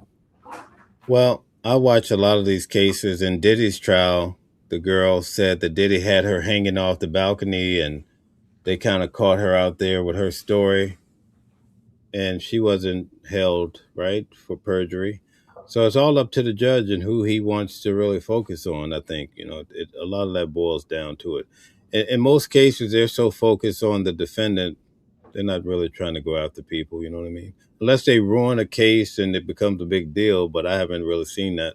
And people lie a lot in court, especially for the Alexander brothers case. There was a lot of lies being told. In the Luigi Mangione case, the officers, their stories were not accurate. Okay, so that's it. And then, and another one thing, was the tent on the ground, like, or was it in the middle of the bleachers? Was it more toward the bottom of the bleachers? It started off at the same place. Hold on one second. Let me see if I can give it to you this way. Because every time I see the news, they're showing the tent like kind of crooked on the bottom of the bleachers. And walking away. Prosecutors say coaches run. Let me see if I can find it for you. Right there. So you see where the tents are with the L's in the middle? I just see the two pictures of Karmelo and Austin. Okay. Wait a minute. You guys don't see? No, we don't see it. You gotta hit share. Share. Okay, I'm sorry. I'm showing the wrong thing. Sorry. What am I doing here? Let's see. Remove. Okay. Let's see. All right. Here we go. Memorial, and that no one else had a defense attorney. Meanwhile. Okay. Sorry about that. Let's see if I can find it again. Okay, so now do you see the tent in the middle? The one with the L? Yeah, those with the L. The yellow one was right beside it, but there was space in between them. Because the L's, that's the school Liberty, and then the yellow one is Austin School Memorial. And you see where the blue tarp is? Yeah. The bottom of that blue tarp is where Karmelo was sitting, basically. So that tent was sitting there. Karmelo was sitting where the tarp, the bottom, near the bottom of that tarp. The testimony from a couple of the students is that he was not under the tent. He was basically a row behind it. Maybe partially his feet or something was under the tent, but they just said partial. Okay, so that's where the tent started. When Austin was stabbed, he fell backwards all the way down to where you see the tent is now. So it started raining really bad. They moved that tent from where it was, where the tarp was, right beside the tent with the L's. They moved it down over top of him. That's why it's there. Don't you think that would be, well, I guess they probably needed to work on him maybe, or? Yeah, that's why they did it. All right, okay. So I was like, wouldn't that mess up the crime scene? But okay, so he wasn't even under the tent, so why were they even arguing with him about being underneath the tent? Like he was outside the tent. Queen, you still there? That is true, because Jalen said they were not underneath that tent. Okay, all right. But I thought I don't know, man. I thought I was tripping, but I did hear Jalen say that. But I was like, okay, I'm not gonna fight it because maybe my ears didn't hear that. Right. So, give me your question again, and then I'll answer you. So the question is that why would they be complaining about him or saying get out of here, out of the tent, if he was never underneath the tent? He's just on the side. Okay, sorry. So I'm going to explain it to you according to the testimony in court, and I'll let Queen chime in if she wants to elaborate. All right. Okay. Now, this might not be, well, let me keep my commentary out of it. I'm just going to stay to the facts of the case. What the kids tried to depict, especially Eddie, I think Eddie tried to explain that they were in the tent, and all of a sudden, Karmelo says, "You guys are ass."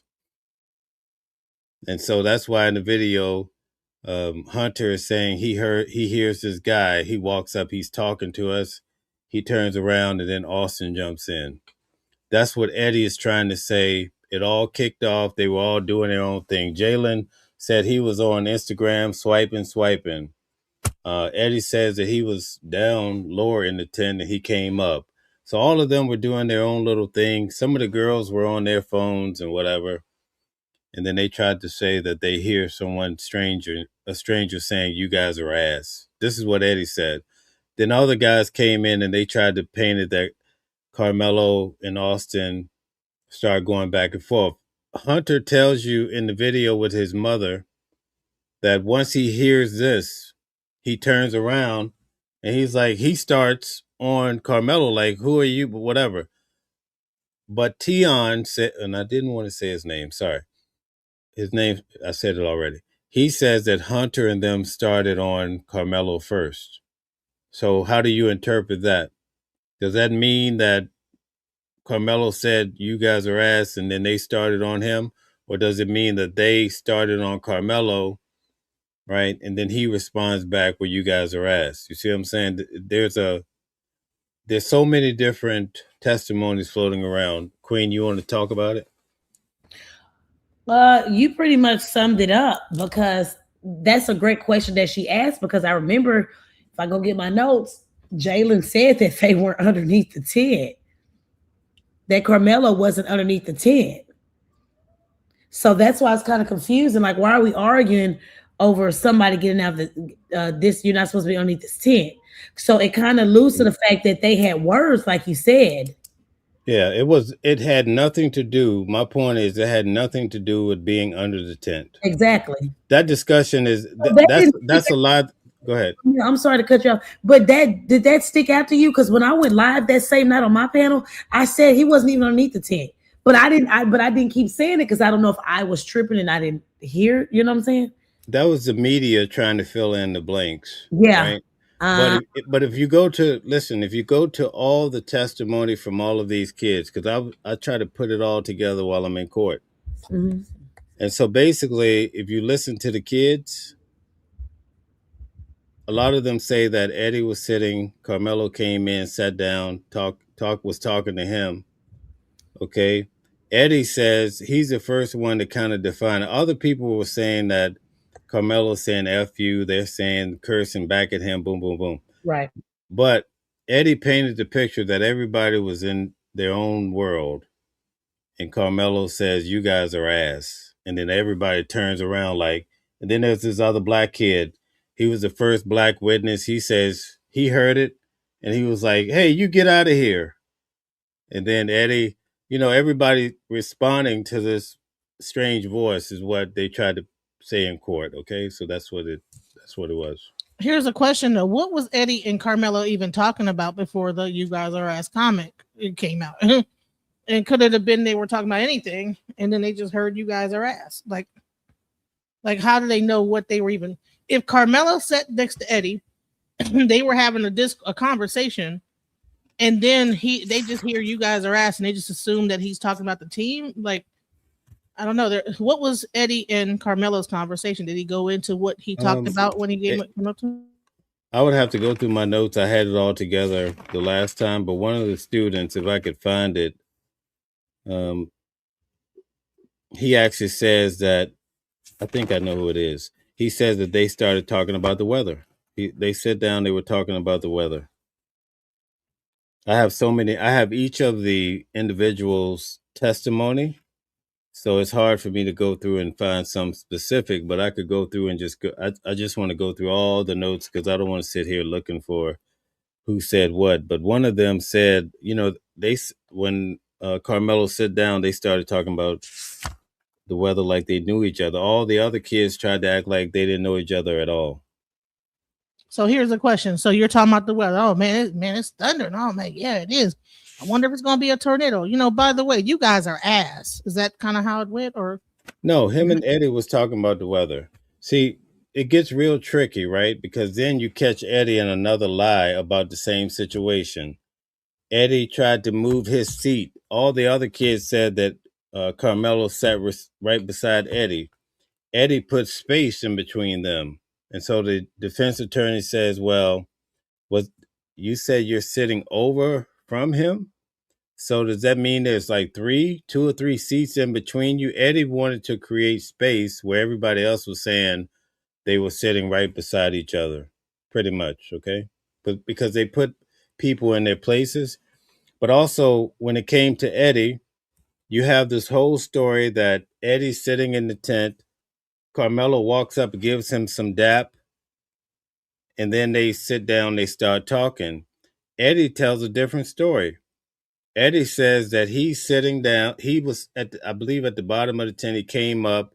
Carmelo was there before him. Everybody else said it the other way around. He says that he's sitting down. He hears the first thing out of Carmelo's mouth is, "You guys are ass. You guys are peas," right? And then under cross-examination, Toby Shook said to him, he said, "So you went and gave him dap after he called you ass?" And so it's so confusing because Eddie wasn't telling the truth, or I don't know, he wasn't recalling, but his story was not jiving. You follow? right? Because it sounds to me like he's all over the place with his story, trying to maybe. That's interesting. Queen, you want to chime in? Can you hear? I'm just talking. I'm on mute. Sorry. Can you hear me? Yes, go ahead. Okay, so I wasn't in there. I just heard your notes when it came to Eddie. I wasn't in there when it came to Eddie. Oh, okay, I get it. But I do feel like Eddie wasn't telling the truth to begin with, though, Mel. Right. Because on the notes that you and another person took, he was trying to basically disassociate himself from him.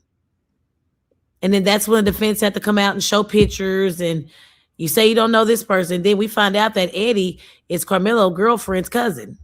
Did you know that? Yes, that's according to testimony. According to testimony, yeah. So it's to me, it's all over the place. But I like to chime in on what she said, because that makes me know that, okay, I did hear what I heard with Jalen's testimony. They said they weren't even underneath the tent. So how come the defense didn't object? That's the question, Mel, that I don't, for the life of me, understand. Okay, that's a good question. There's a lot of reasons they should have objected, but they didn't. Right. So that's why it's like I'm in limbo when it comes to this. Like, does he have? I'm sick and tired of people telling me, yeah, he can go for appeal, but he may not get it.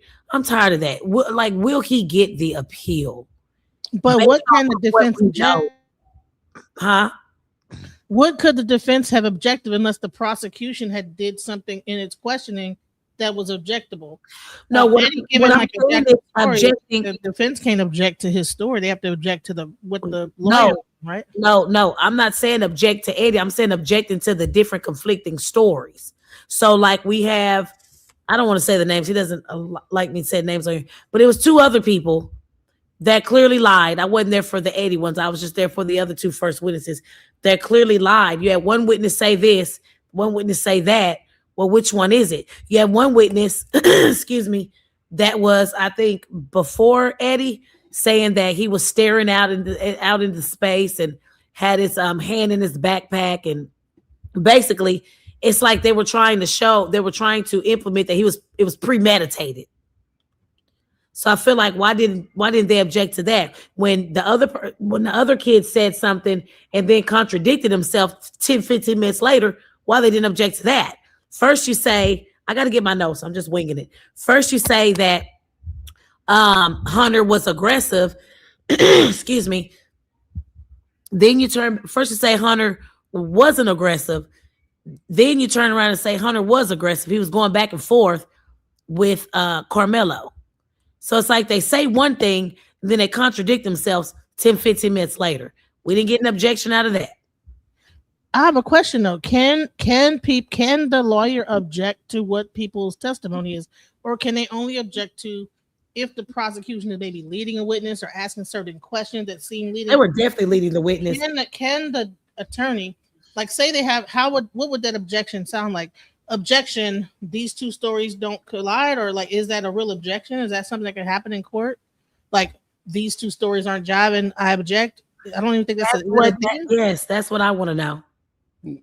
That don't typically that doesn't happen because the defense attorney wants you to see that, so they're not going to object to that. They want you to see, like when Eddie was doing that, it really made the defense attorney's day because it showed that he wasn't being truthful.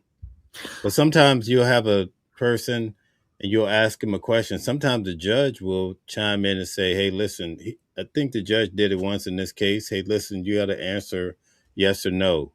You can't be doing all this talking, basically, right? But sometimes the person may ask him, is the sky blue?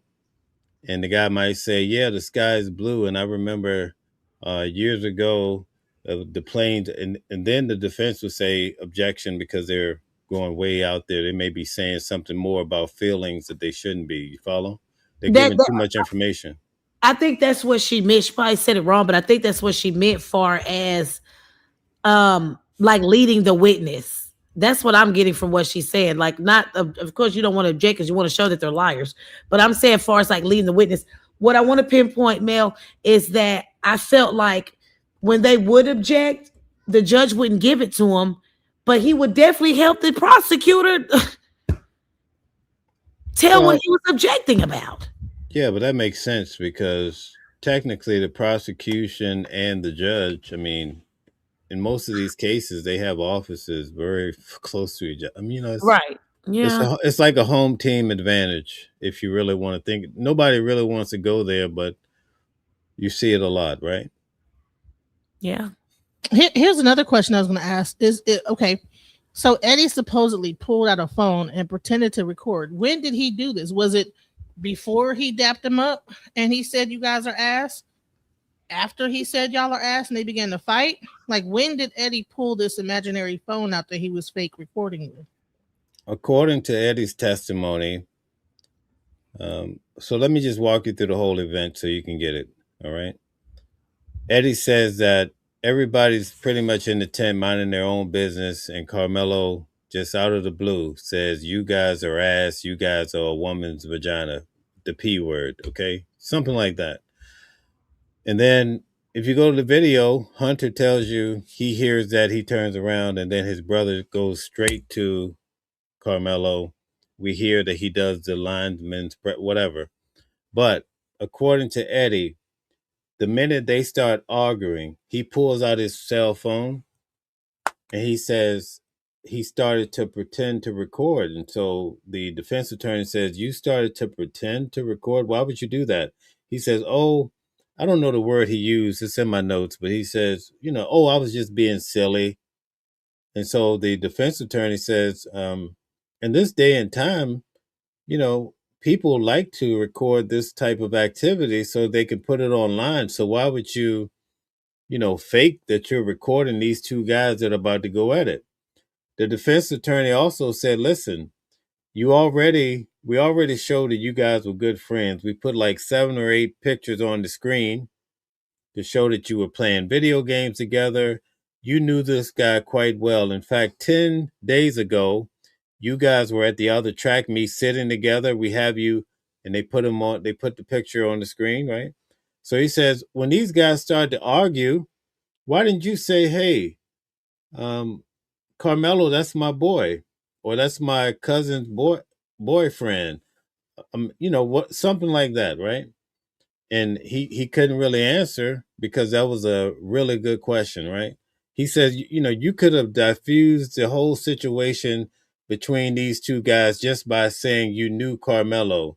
but instead you want to pretend like you're recording. He said, did you know there's two people that saw you? And he mentioned their two names. I wrote down the names that saw you recording. And he was like, no, I didn't know that. So you see how this is a tricky case, right? But you won't hear that on the mainstream media.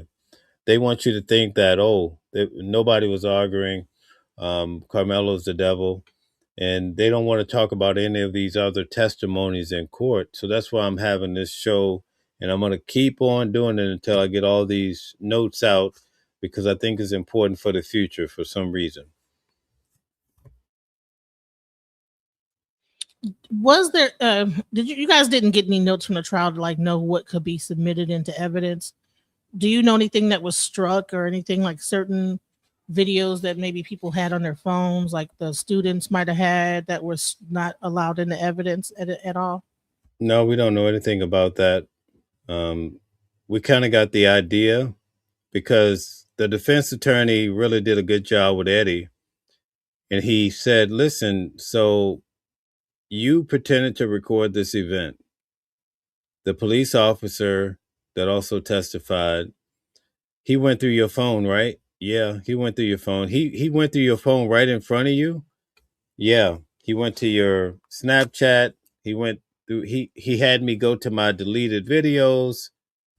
Typically, like with Diddy's trial, when the feds caught Diddy and some of these individuals in the airport, right? Diddy was arrested in the hotel, but some of them were arrested in the airport. They took their phones and they won't ever get their phones back. I saw the report that Diddy won't get those phones back that they took from him. So when you go through somebody's phone and you're trying to get a video, you don't just trust them, because they're going to say, oh, no, I don't have a video. Because what the defense attorney told Eddie, he says, if you have this video and it shows incriminating things against your friends like Austin, you see what I'm saying? It'll help set the record straight, basically.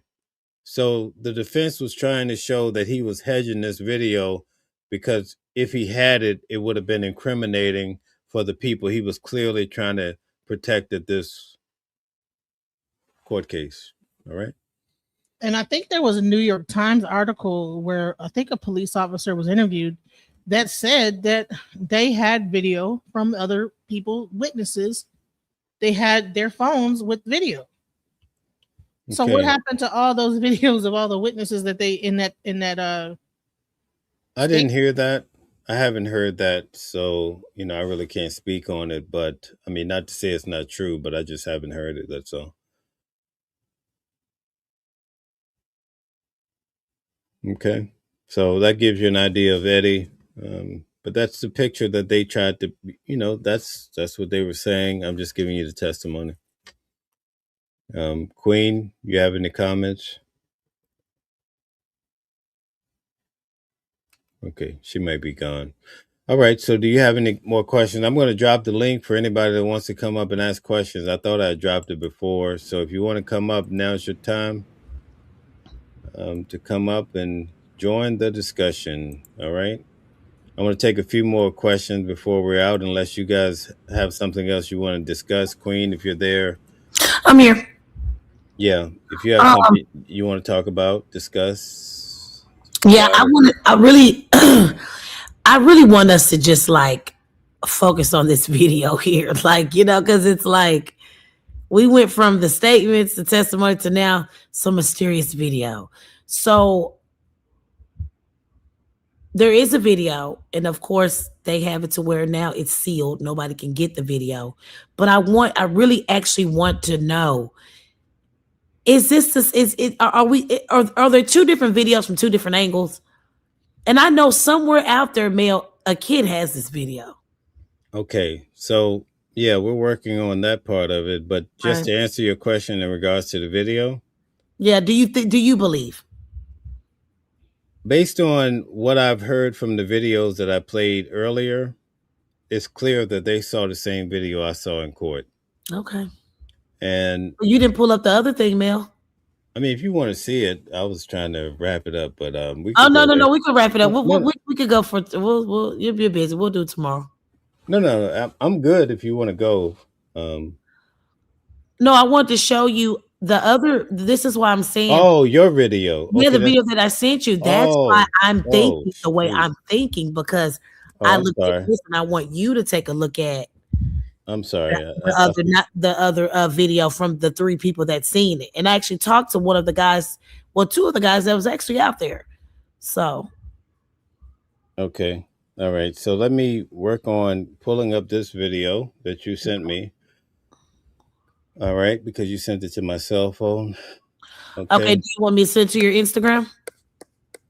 Yeah, that would have made life so much easier for Okay, me. what is your IG? Thank you. And I Oh, have a question too. What do you think about that whole press conference where you had the one lady that said she saw the video, Dr. Cowboy Hat, Dr. Whatever her name is. Candace. I don't know what her last name. Matthews. Matthews. Yeah. Yeah, Charleston White says that he was the one who called her down here, but she could only make it by Thursday because I guess they were expecting the case to go longer. That is not true. I talked to Candace Monday and told her to get her ass down here on Tuesday, and Charleston White did not call her. Okay. So she what? called, smashed the topic, breaking news. I talked to her Monday and I was like, Candace, you need to get down here Tuesday.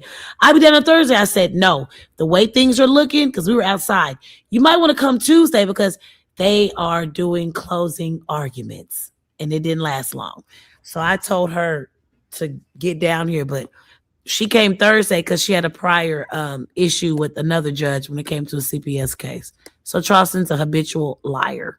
So what? So Now, what is your Instagram mail? What do you think is really going on with Charleston to where he's jumping in and saying that he had all this money and he was doing this? Oh, I'll tell you why.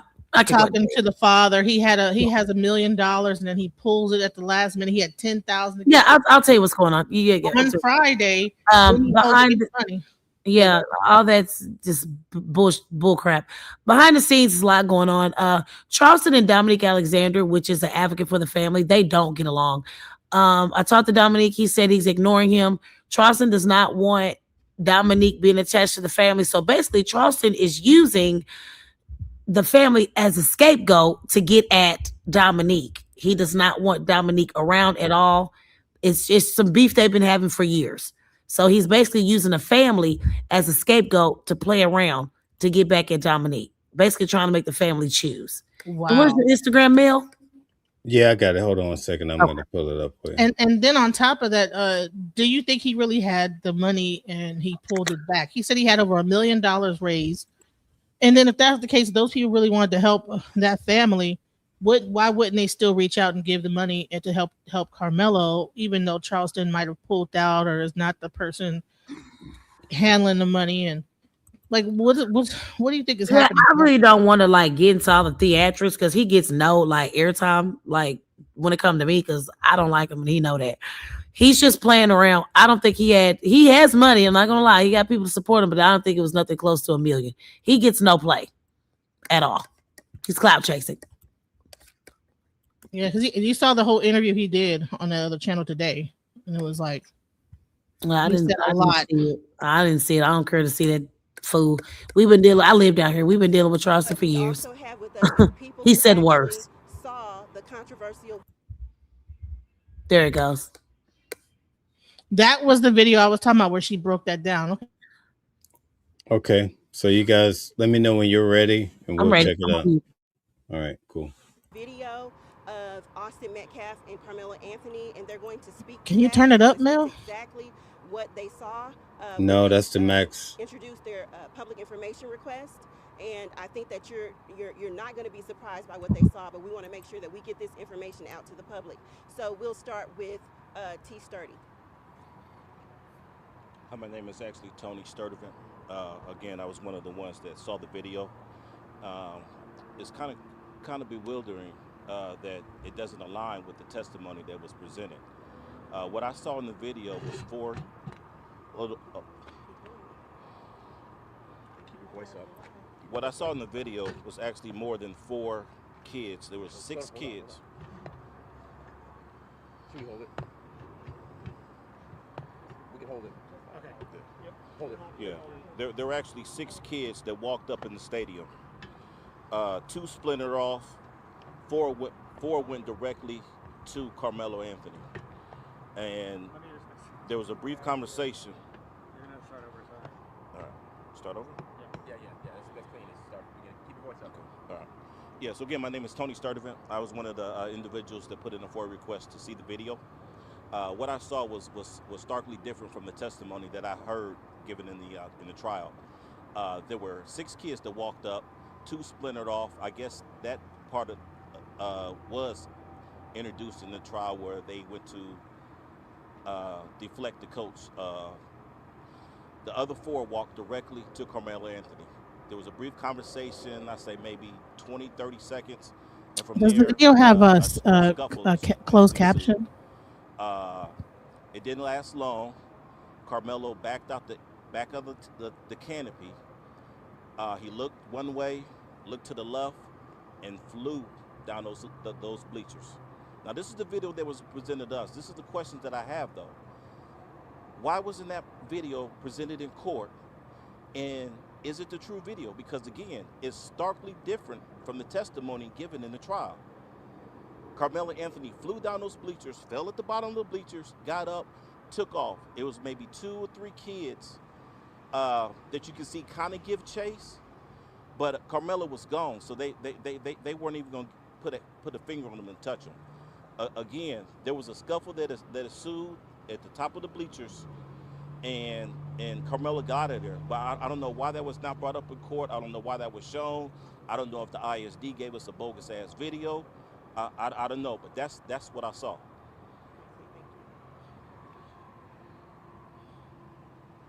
Hello, everybody. I'm an advocate for Karmelo Anthony. My name is T.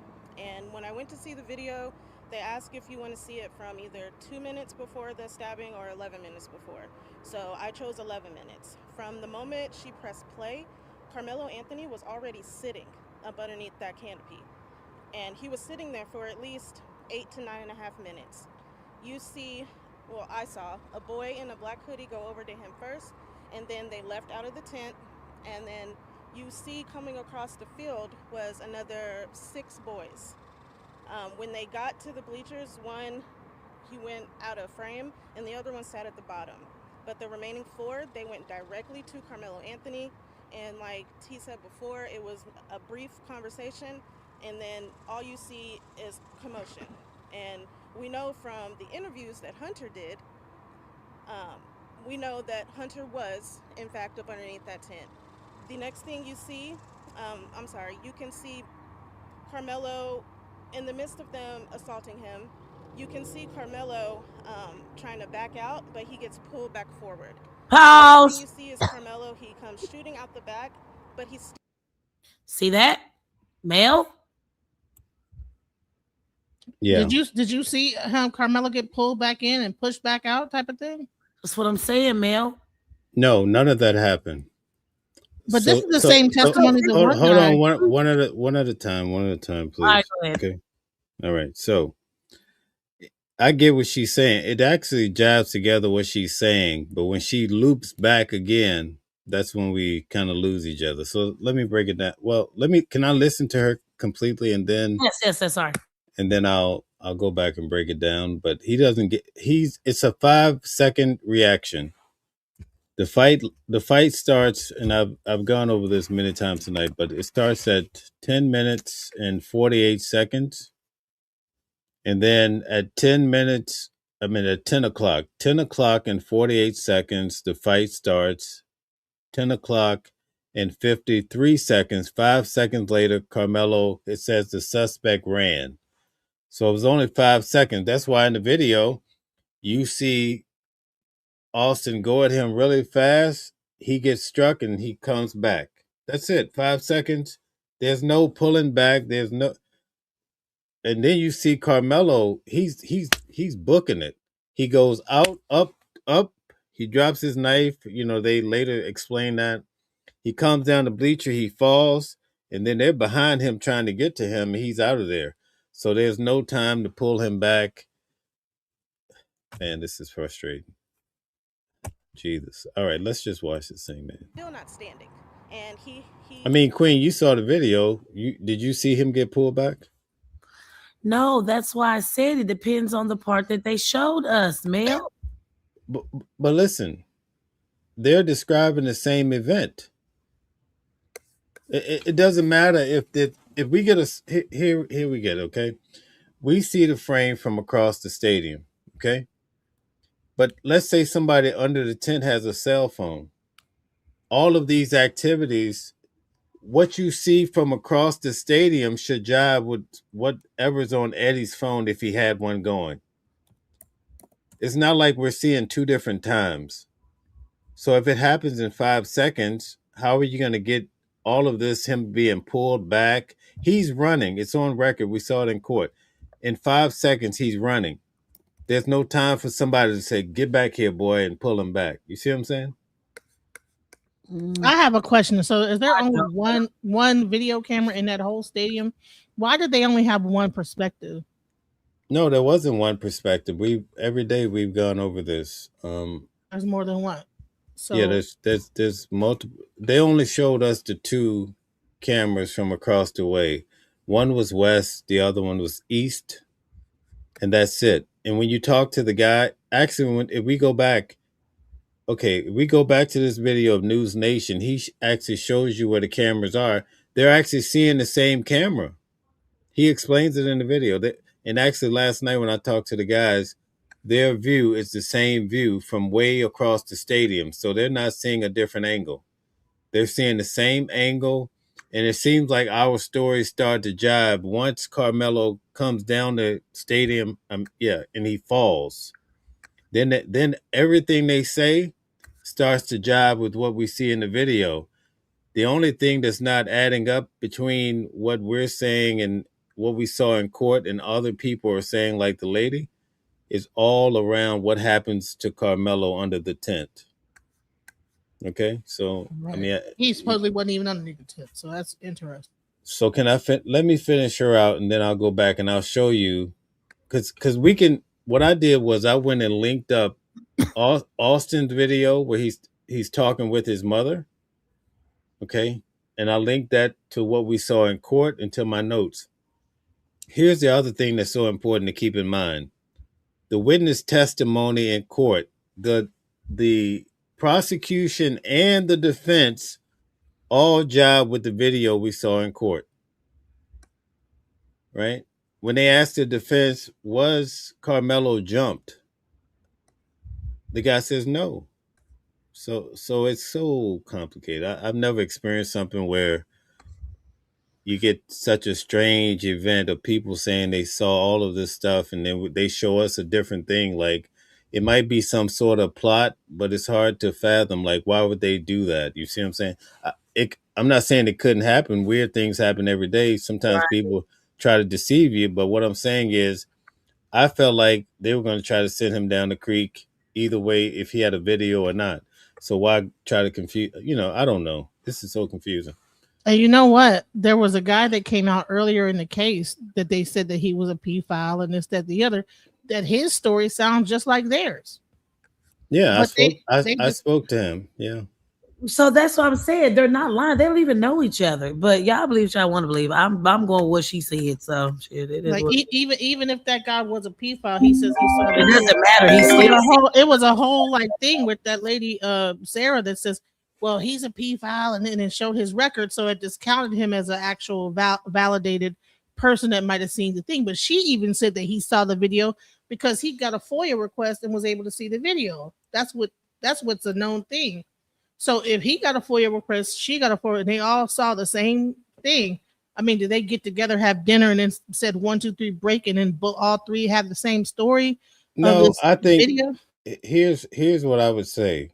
In order for this to work out, they showed two separate videos. They showed us one in court, and they also showed that video to the guy at News Nation, to the first lady in the video I showed. If you guys want me to show it, I could show it.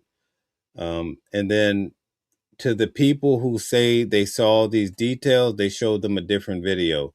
Because the reason why I structured my argument that way, these individuals say they saw the video at the same place. It wasn't like they saw it 6 months later. They all signed up for this list and they went to see the video. They came out and they described the same thing we saw in court. It's blurred. You heard that, right, Queen? Yeah, I heard it was blurred, but the one guy said that you could see the raindrops at least, like in the camera. I could see the raindrops in the video I saw too. Okay. So So they all rain. saw the same video, but all got different things out of it. So my argument would be that they are the only way this works is that they're deliberately showing other people a false narrative, but then you'd have to explain it, and it gets very complicated to try to figure that out. See what I'm saying? Queen, are you there? I think she got a phone call. I think I heard her phone ring. Oh, okay. Okay. So that's the only way it seems to work. That they're actually seeing a different video, not the video we saw in court. That's my only argument. It would make sense that there would be more than 2 video cameras. I mean, I know it's a track and field, and when you look at a track and field, it's usually in like open field. There's no real cameras everywhere, but it is next to a junior high school, which is going to probably have cameras attached to it. I'm not sure how they have football games usually at those track and fields, and so they record those. There's cameras, so I would think there would be a camera on the track and field behind the tent side, and then No, we saw where the cameras were. You probably weren't here when we went through all of that, but I'm gonna show this particular video. I'm gonna finish playing it and see what else she says because I haven't seen this yet. He had to like kind of crab crawl backwards, and he had to like jerk away from them because they still had a hold of his hoodie. He goes up a couple bleachers and he's looking around for which way to go. He runs diagonally down the bleachers and then he falls. At the time of him falling, that's when I noticed another 3 boys coming down the bleachers chasing after him. But once Karmelo got up, he took off. You didn't see him for the rest of the video. At no point in that video do you see Hunter holding his brother. At no point in that video do you see those boys ever going back to the tent and sitting down. That was all a lie. And I also have questions. I don't know how the defense did not play that video, because when you see that video, it was self-defense. Karmelo was only 5'8", 100. Okay, so it's a matter of where I stopped the video, so that's my fault.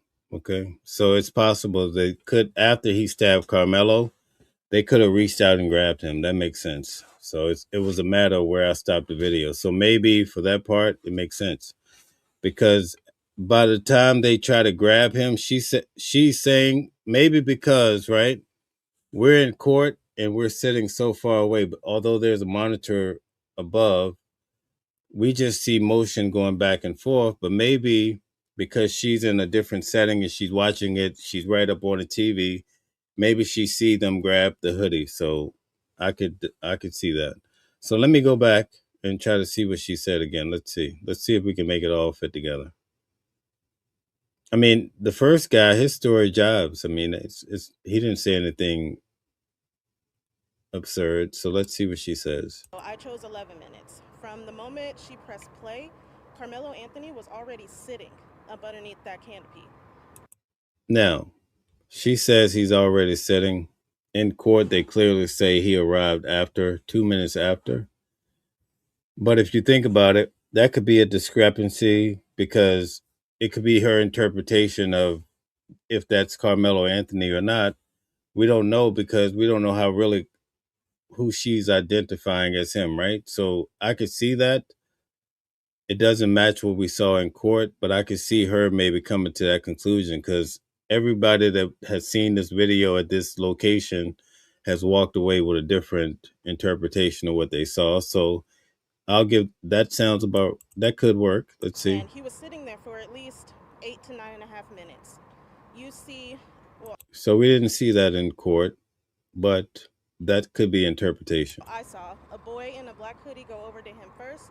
Okay, so the boy in the black hoodie that's going over to him first, she's seeing Austin.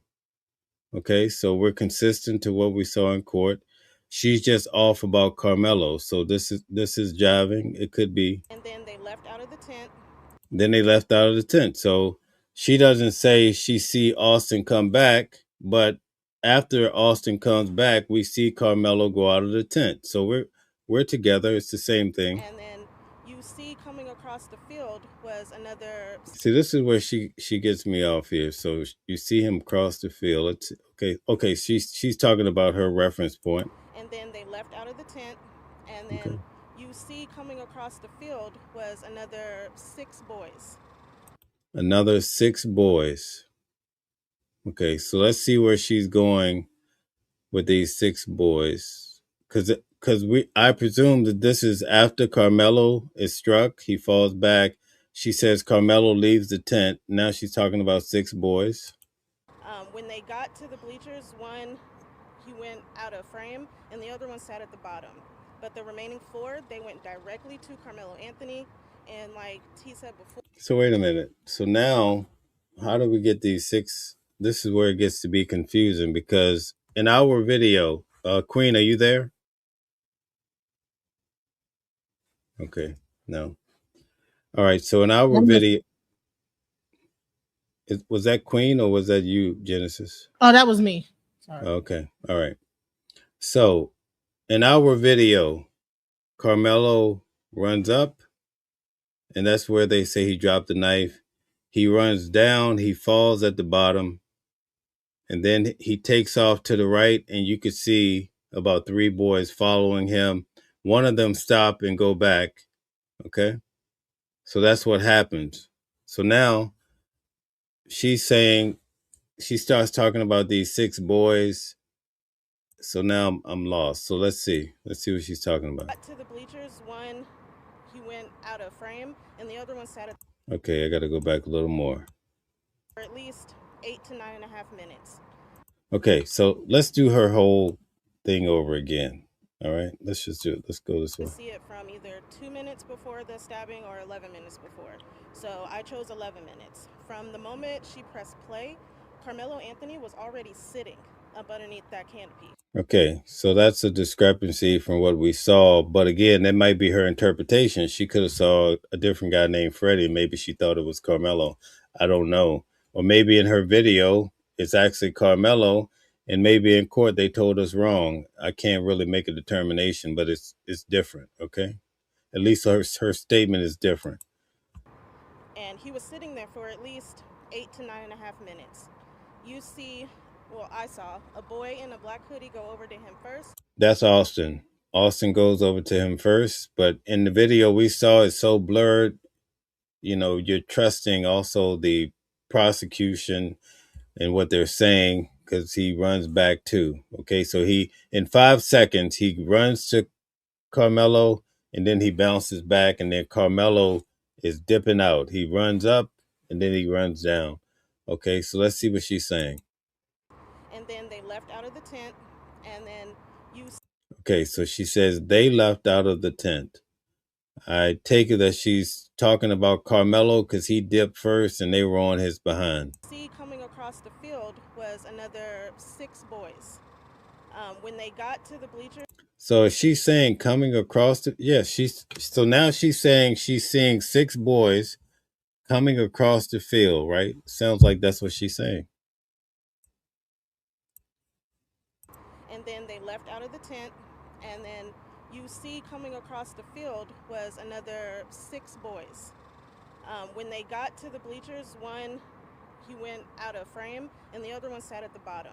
But the remaining 4, they went directly to Karmelo Anthony, and like T said before, it was a brief conversation, and then all you. No, at this point, Karmelo is long gone. He's dipped already. The altercation has already happened. This is so confusing. I mean, you see is commotion, and we know from the interviews that Hunter did, we know that Hunter was in fact up underneath that tent. The next thing you see, you can see Karmelo in the midst of them assaulting him. You can see Karmelo trying to back out, but he gets pulled back forward. The next thing you see is Karmelo, he comes shooting out the back, but he's still not standing. And he had to like kind of crab crawl backwards, and he had to like jerk away from them because they still had a hold of his hoodie. He goes up a couple bleachers and he's looking around for which way to go. He runs diagonally down the bleachers and then he falls. At the time of him falling, that's when I noticed another 3 boys coming down the bleachers chasing after him. But once Karmelo got up, he took off. You didn't see him for the rest of the video. At no point in that video do you see Hunter holding his brother. Okay, so now I see what she's saying. Okay, so let's do this over. The first person that she sees in the black, apparently that's not Austin. Maybe she's just describing a whole different thing. So we have to go back, because when she says the 6 boys, that's when she's leading up to this altercation. All right. So what threw me off is that in our video, all we see is Austin going toward Karmelo and coming back. So that seemed like what she was describing, but it wasn't, I guess. Let's see. Queen, are you there? The field was another 6 boys. When they got 2 minutes before the stabbing or 11 minutes before. So I chose 11 minutes. From the moment she pressed play, Karmelo Anthony was already sitting up underneath that canopy. And he was sitting there for at least 8 to 9.5. Okay, so here's the issue already, okay? And this is what threw me off. I just want you guys who are new here to understand. In court, we learned that at 9:54, Austin arrives. Okay? Austin is a part of the boys that are walking to the tent.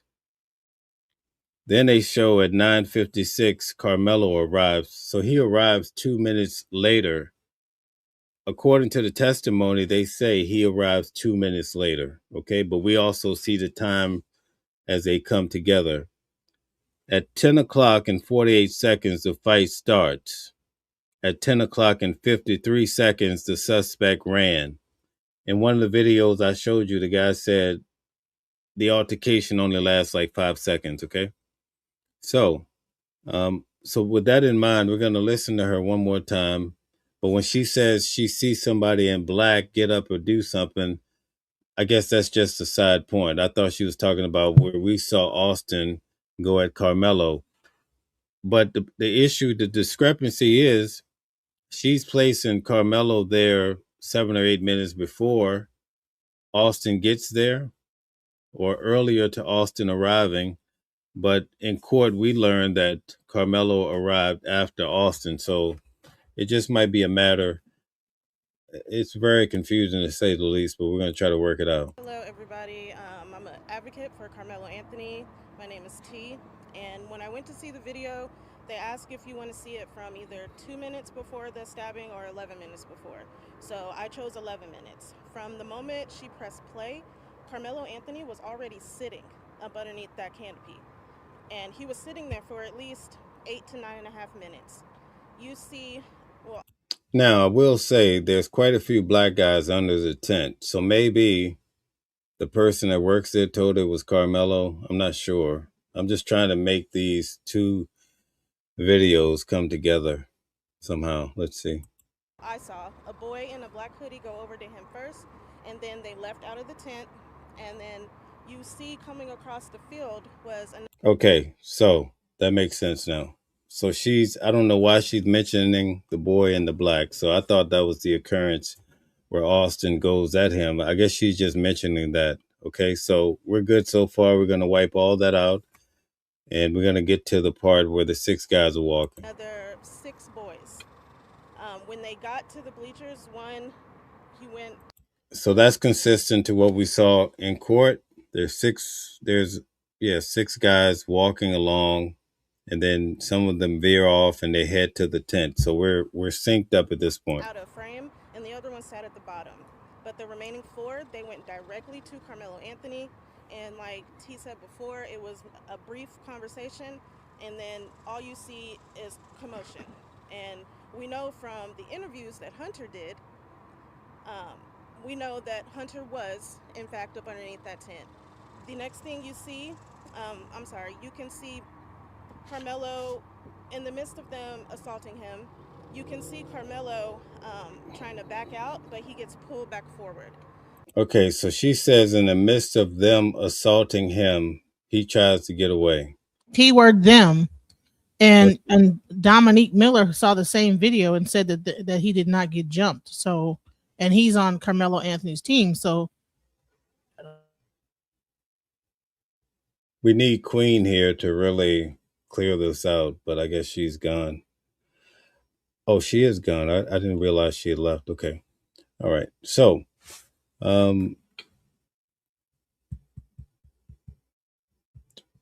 she says he's being jumped, right? Let's see.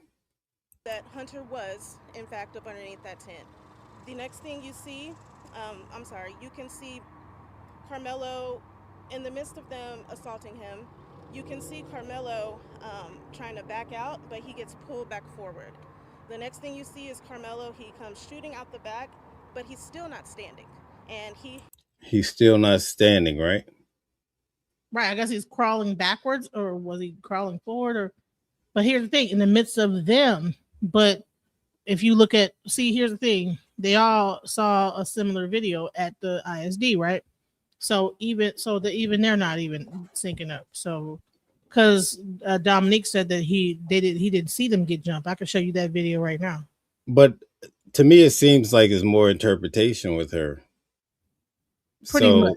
So far, there's, if you really, at first when she talks about the guy in the black, because I saw Austin in my video go at Karmelo, it kind of appears that would have been Austin at that moment. But then you start to realize she's just talking about, number one, she's pointing out Karmelo as being a guy that's sitting there. But again, there's more than one black guy there. So it could just be a matter of misidentification. You see what I'm saying?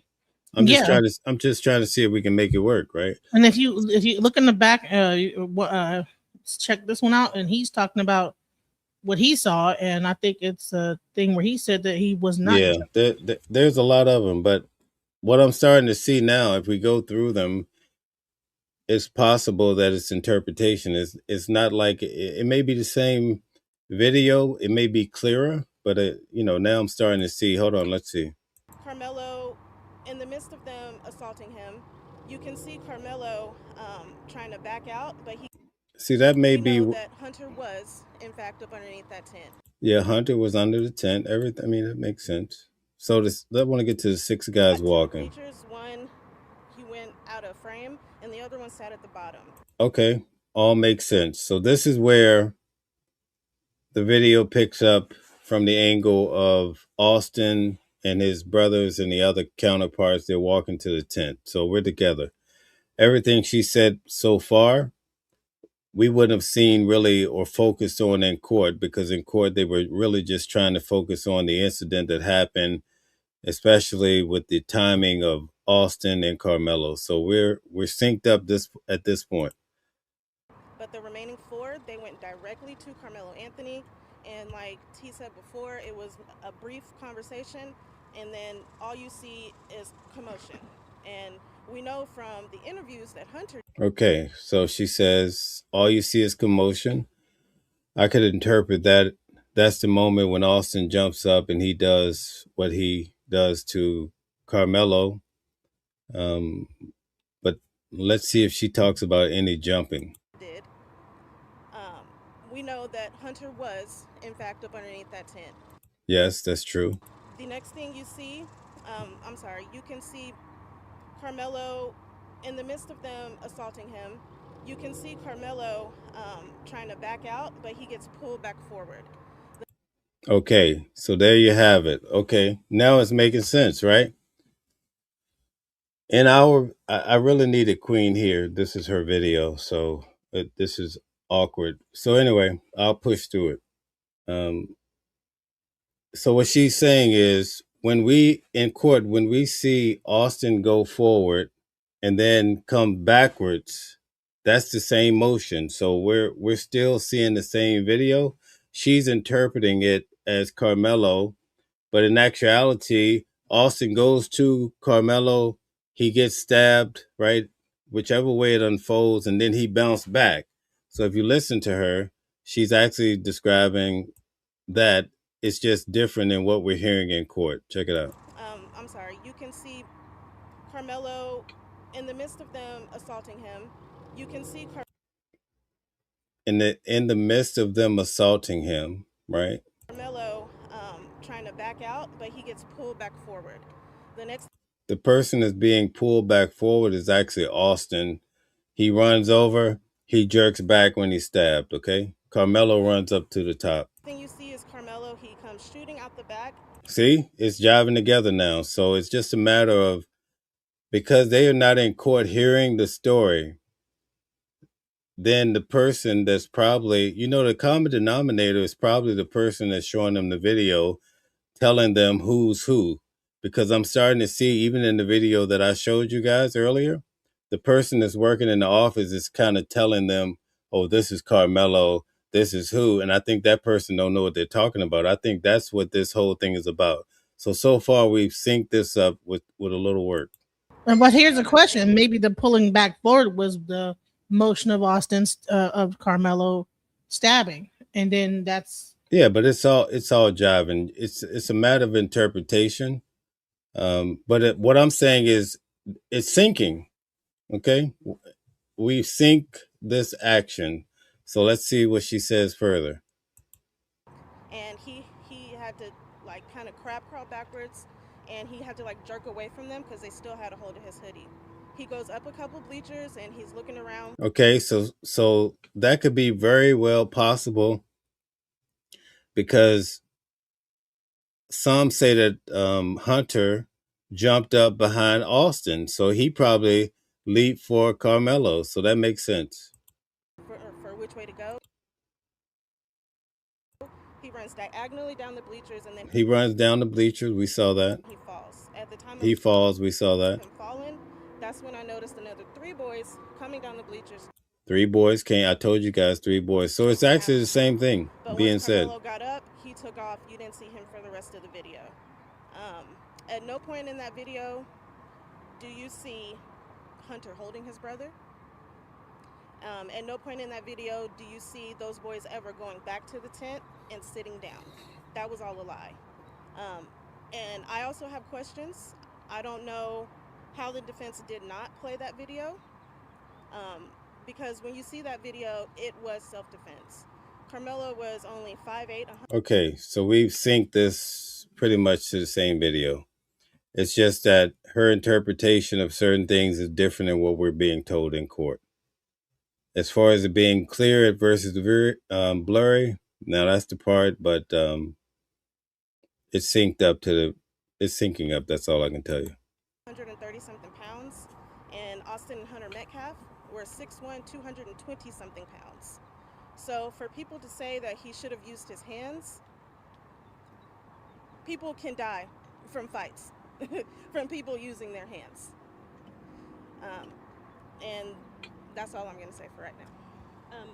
So I want to say... Okay, so far the 2 witnesses, now that we went through this, I could say that they're seeing the same video. That this press conference is for... Oh, so it probably is the same. It's for people yeah, who saw the video, because we want to... It's the same video, but I think they're being told who the characters are by the person that's working or feeding them the information. So they're saying, hey, the person that works in that office, because I heard other people say it, but I'm only assuming, I don't know. But the person in the office gets it in their mind and say, this black guy is Karmelo, and he's sitting there. That's probably Jalen, who said he was on his, he was on Instagram scrolling. So he's sitting there probably. There's a lot of black guys, right? Well, the biggest telltale sign is they said he was underneath the tent when Karmelo was not in the tent. So that's the discrepancy. That's why it starts to seem like it's a different video, right? But it's actually just a misinterpretation of some sort. So, I mean, I don't see anything strange with what she said once I was able to discern that this whole idea about a guy in a black going over or whatever, that had nothing to do with Austin attacking Karmelo. Then it syncs up, and so we're on the same page with her. Let's go through whoever the next one is. Make sure that we get that information out there. The other thing is that we have noticed major disparities when we look up statistically the sentencing structures that Judge Roach sentences minorities under. There's at least a 75% disparity in the length of the prison sentence when the defendant is of color. And so this is a concern for us here in Collin County. I reside here, and so I am concerned as a citizen. If the law is supposed to be equal and everybody is supposed to be protected under that law, then, sorry about that, that means every race of people are protected, right? And so with that being said, I'd like to thank you for giving us the opportunity to express what we saw and what we're concerned about here in Collin County.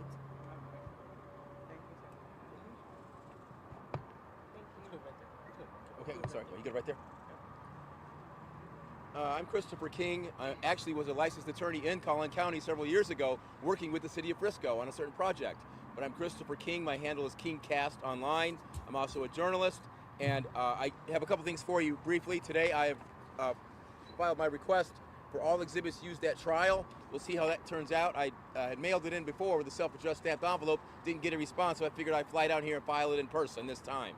So as to this trial, what I see as an attorney, I saw what I believe to be malpractice. And I don't know why it happened, but I will tell you a couple of quick reference points. Number one, he allowed those students, young people, not professional people, to testify as to ultimate issues of fact, such as, was it murder or not? Yes. Was there provocation? Karmelo provoked him. That's not how it works. You have to make them elocute as to what Karmelo did to allegedly provoke a situation. That's how it works. And when you don't object to it in the cases in chief, you cannot come back later post hoc and then ask the judge and complain about it in a jury charge. There were also no expert witnesses produced, no use of force expert, no jury professional consultant was there that I know of. Okay, so these are all very serious questions on this case, and I don't understand it, but I don't like it, and I think this is the proverbial travesty of justice that we have just witnessed here. And there needs to be an investigation. It's not right. It's just not right. Yeah. Thank you. Thank you for your. Are you close with the family? So I am. I actually speak with them. And so What's next now? So what's now? And this is what I stated at the beginning. What's next now? DJ, so unless you have something different, so far we're in sync, so it's the same video. That's my opinion if anybody wants to know. All right. Right. Pretty much sounds like it's the same video, but just different perspectives. It's just different perspective. So I'm glad we took the time to go through this because it's very clear she saw the same timeline. It's just that she probably, or, I can't speak from her reference point, but Karmelo arrived 2 minutes after Austin. He wasn't just sitting there for 8 minutes. So right. And it could have been another student that was sitting there that she might have mistaken for for Karmelo, and then kind of got mixed up. I mean, I'm not sure if they all were wearing the same color hoodies. Black is a pretty well-known color.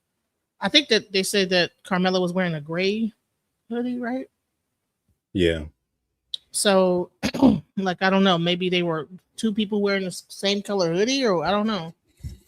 Yeah. Bottom line, so she explains the same thing that we saw. Do you have something else before I close out, that another individual that we can, if it's similar? I think the rumor mill is saying that people are talking about headlocks and all of that, but I haven't really took the time to hear every person, and I would imagine that if we did that, we would probably find that it might be similar to this. It's just a misunderstanding.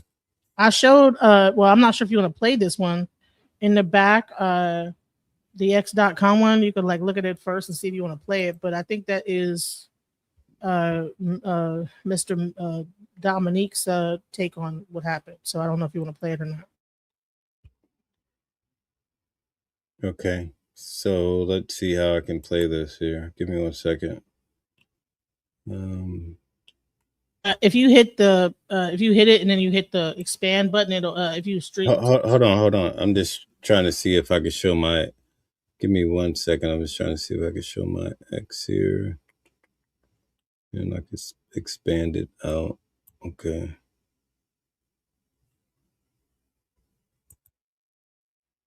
Okay. Very good. All right. Let's close that out. All right. Let's see. Okay, so let's see. Let me share my screen. And we'll do this and then we'll close out. I don't think she's coming back, so let's see.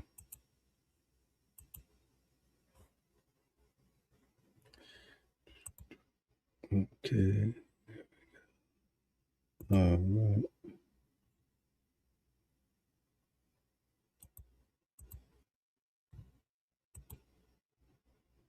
Okay, so hold on 1 second here. If you hit the expand button on the bottom right, it'll yeah, yep, there you go.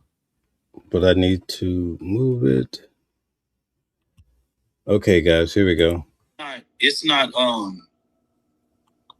People were saying that they were able to see him getting jumped. I couldn't see that. So I was wondering if you guys saw something different. No.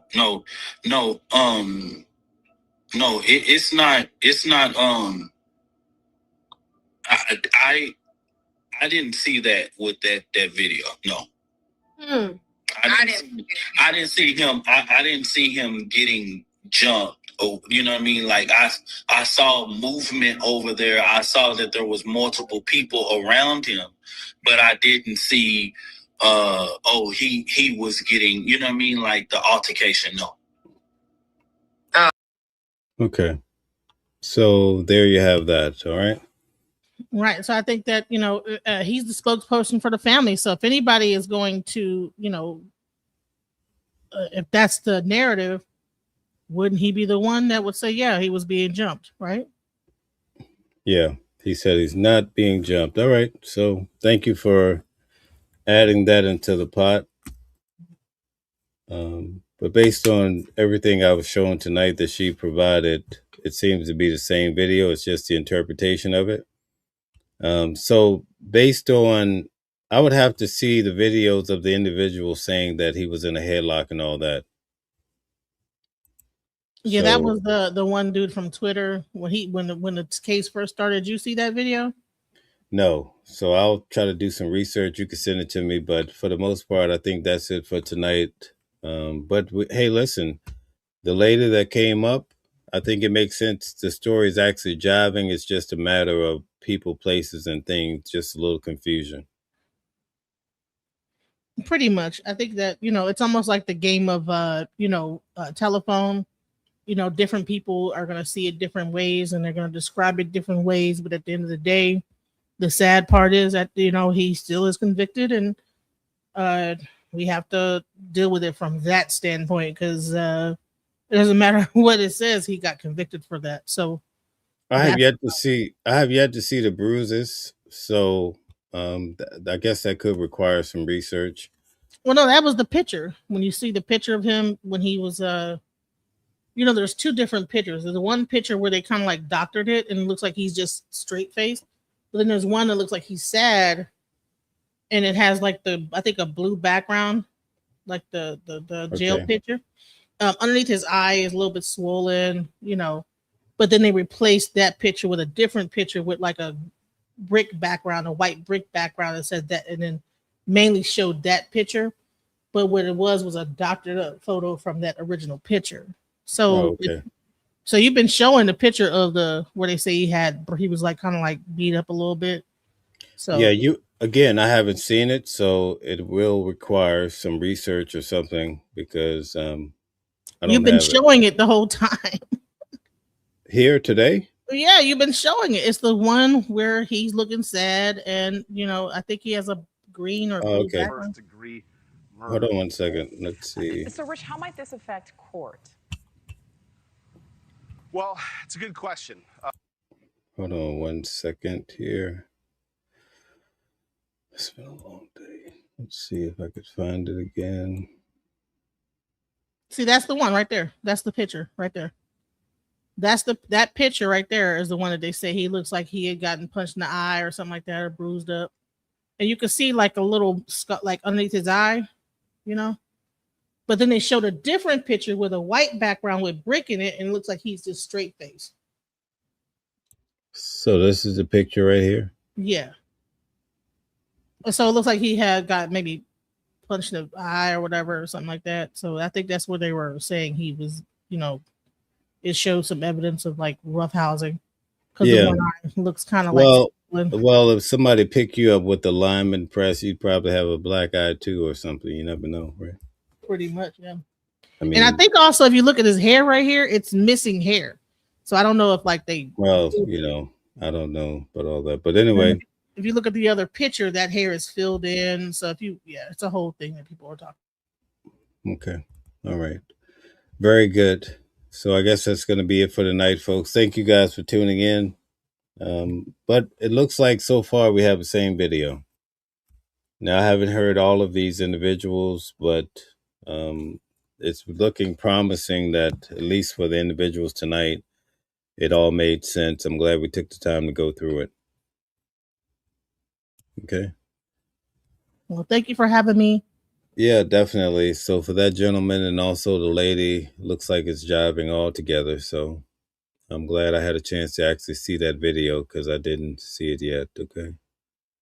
Let's see here what people, is there any questions? If you have any questions, you can put them in now. But as you guys can see, I wanted to go through the process with you so you can see we just trying to figure out what's happening here. We saw that these videos actually jive together.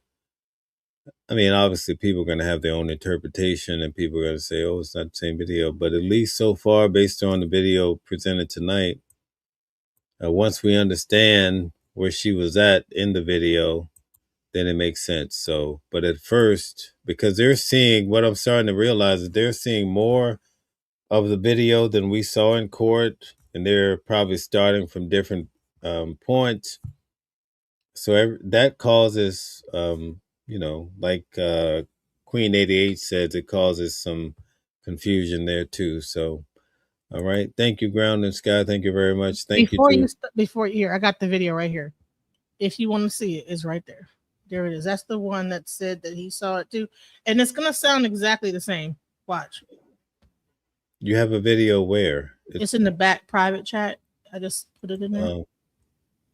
And I thought that everybody saw that video particularly.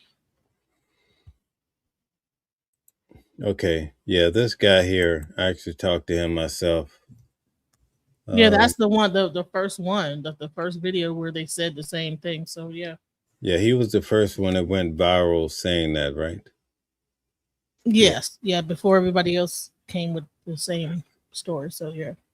All right. So I figure we'll start with that one the next night, I guess. But we may have to hold off on these videos because tonight I was supposed to go through the notes and I never got to it. So I'll probably just go through the notes starting tomorrow, and then we'll swing back and deal with these videos. But because it's getting late now, so I want to thank everybody for tuning in. Would you like to make some closing statements before we leave out? I just will, wish Karmelo the best. I mean, he's in a very tough place. From what I hear is that, I don't know, he may or may have protection where he's at, but, just pray for him because it's going to be tough for him. So much love to his family. Good luck in the appeal process. Hopefully it's swift and not like 2 and 3 years and 18 years later. That's the thing. Because appeals take long. So, yep. Okay. Very good. Thank you. Let's see here. Let's see. There's a few questions I thought I saw. Okay. Why was the trial moved to that county? Okay. We'll ask Calvin that on Sunday. Wonder Woman says yes. Why did just the jury see the video? That's a very good question. Let's see. The ladies jump. Okay. Dominique, shot video. Okay. Comic, what's your one quick question? How did Karmelo get blood on his left middle finger? Oh, good question.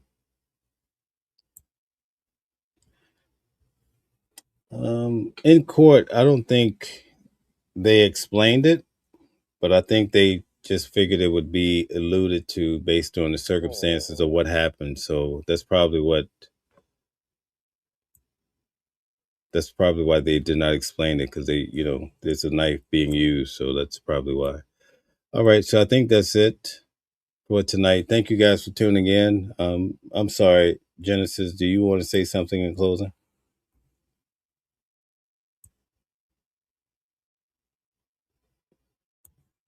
I guess you're gone. All right. Thank you guys for tuning in tonight. I really do appreciate it. We covered a lot of ground, but it's been a long day. I've been live throughout the day. It's amazing that we have so much support here. A lot of amazing people asking questions and participating. We will be back tomorrow to discuss the notes. I want to get it on record for what it's worth, and then we're going to move on. So thank you very much. You guys are so kind, and I'm sorry for keeping you so late, but we definitely will see you tomorrow for News at Noon. Have a good night. Thank you.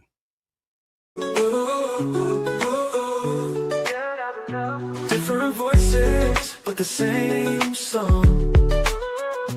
Living a world where we all belong. Kindness leading the way, breaking the chains. In the symphony of love, the thing remains. Embracing diversity, brighter days in sight. Watching the world sharing love and light. Hearts beating as one in our peaceful flight.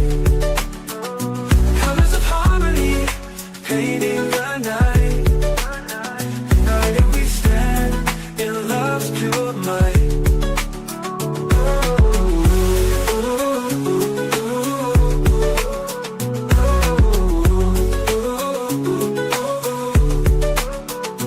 Watching the world sharing love and light. Hearts beating as one in our peaceful flight. The colors of harmony, painting the night. United we stand in love's pure might.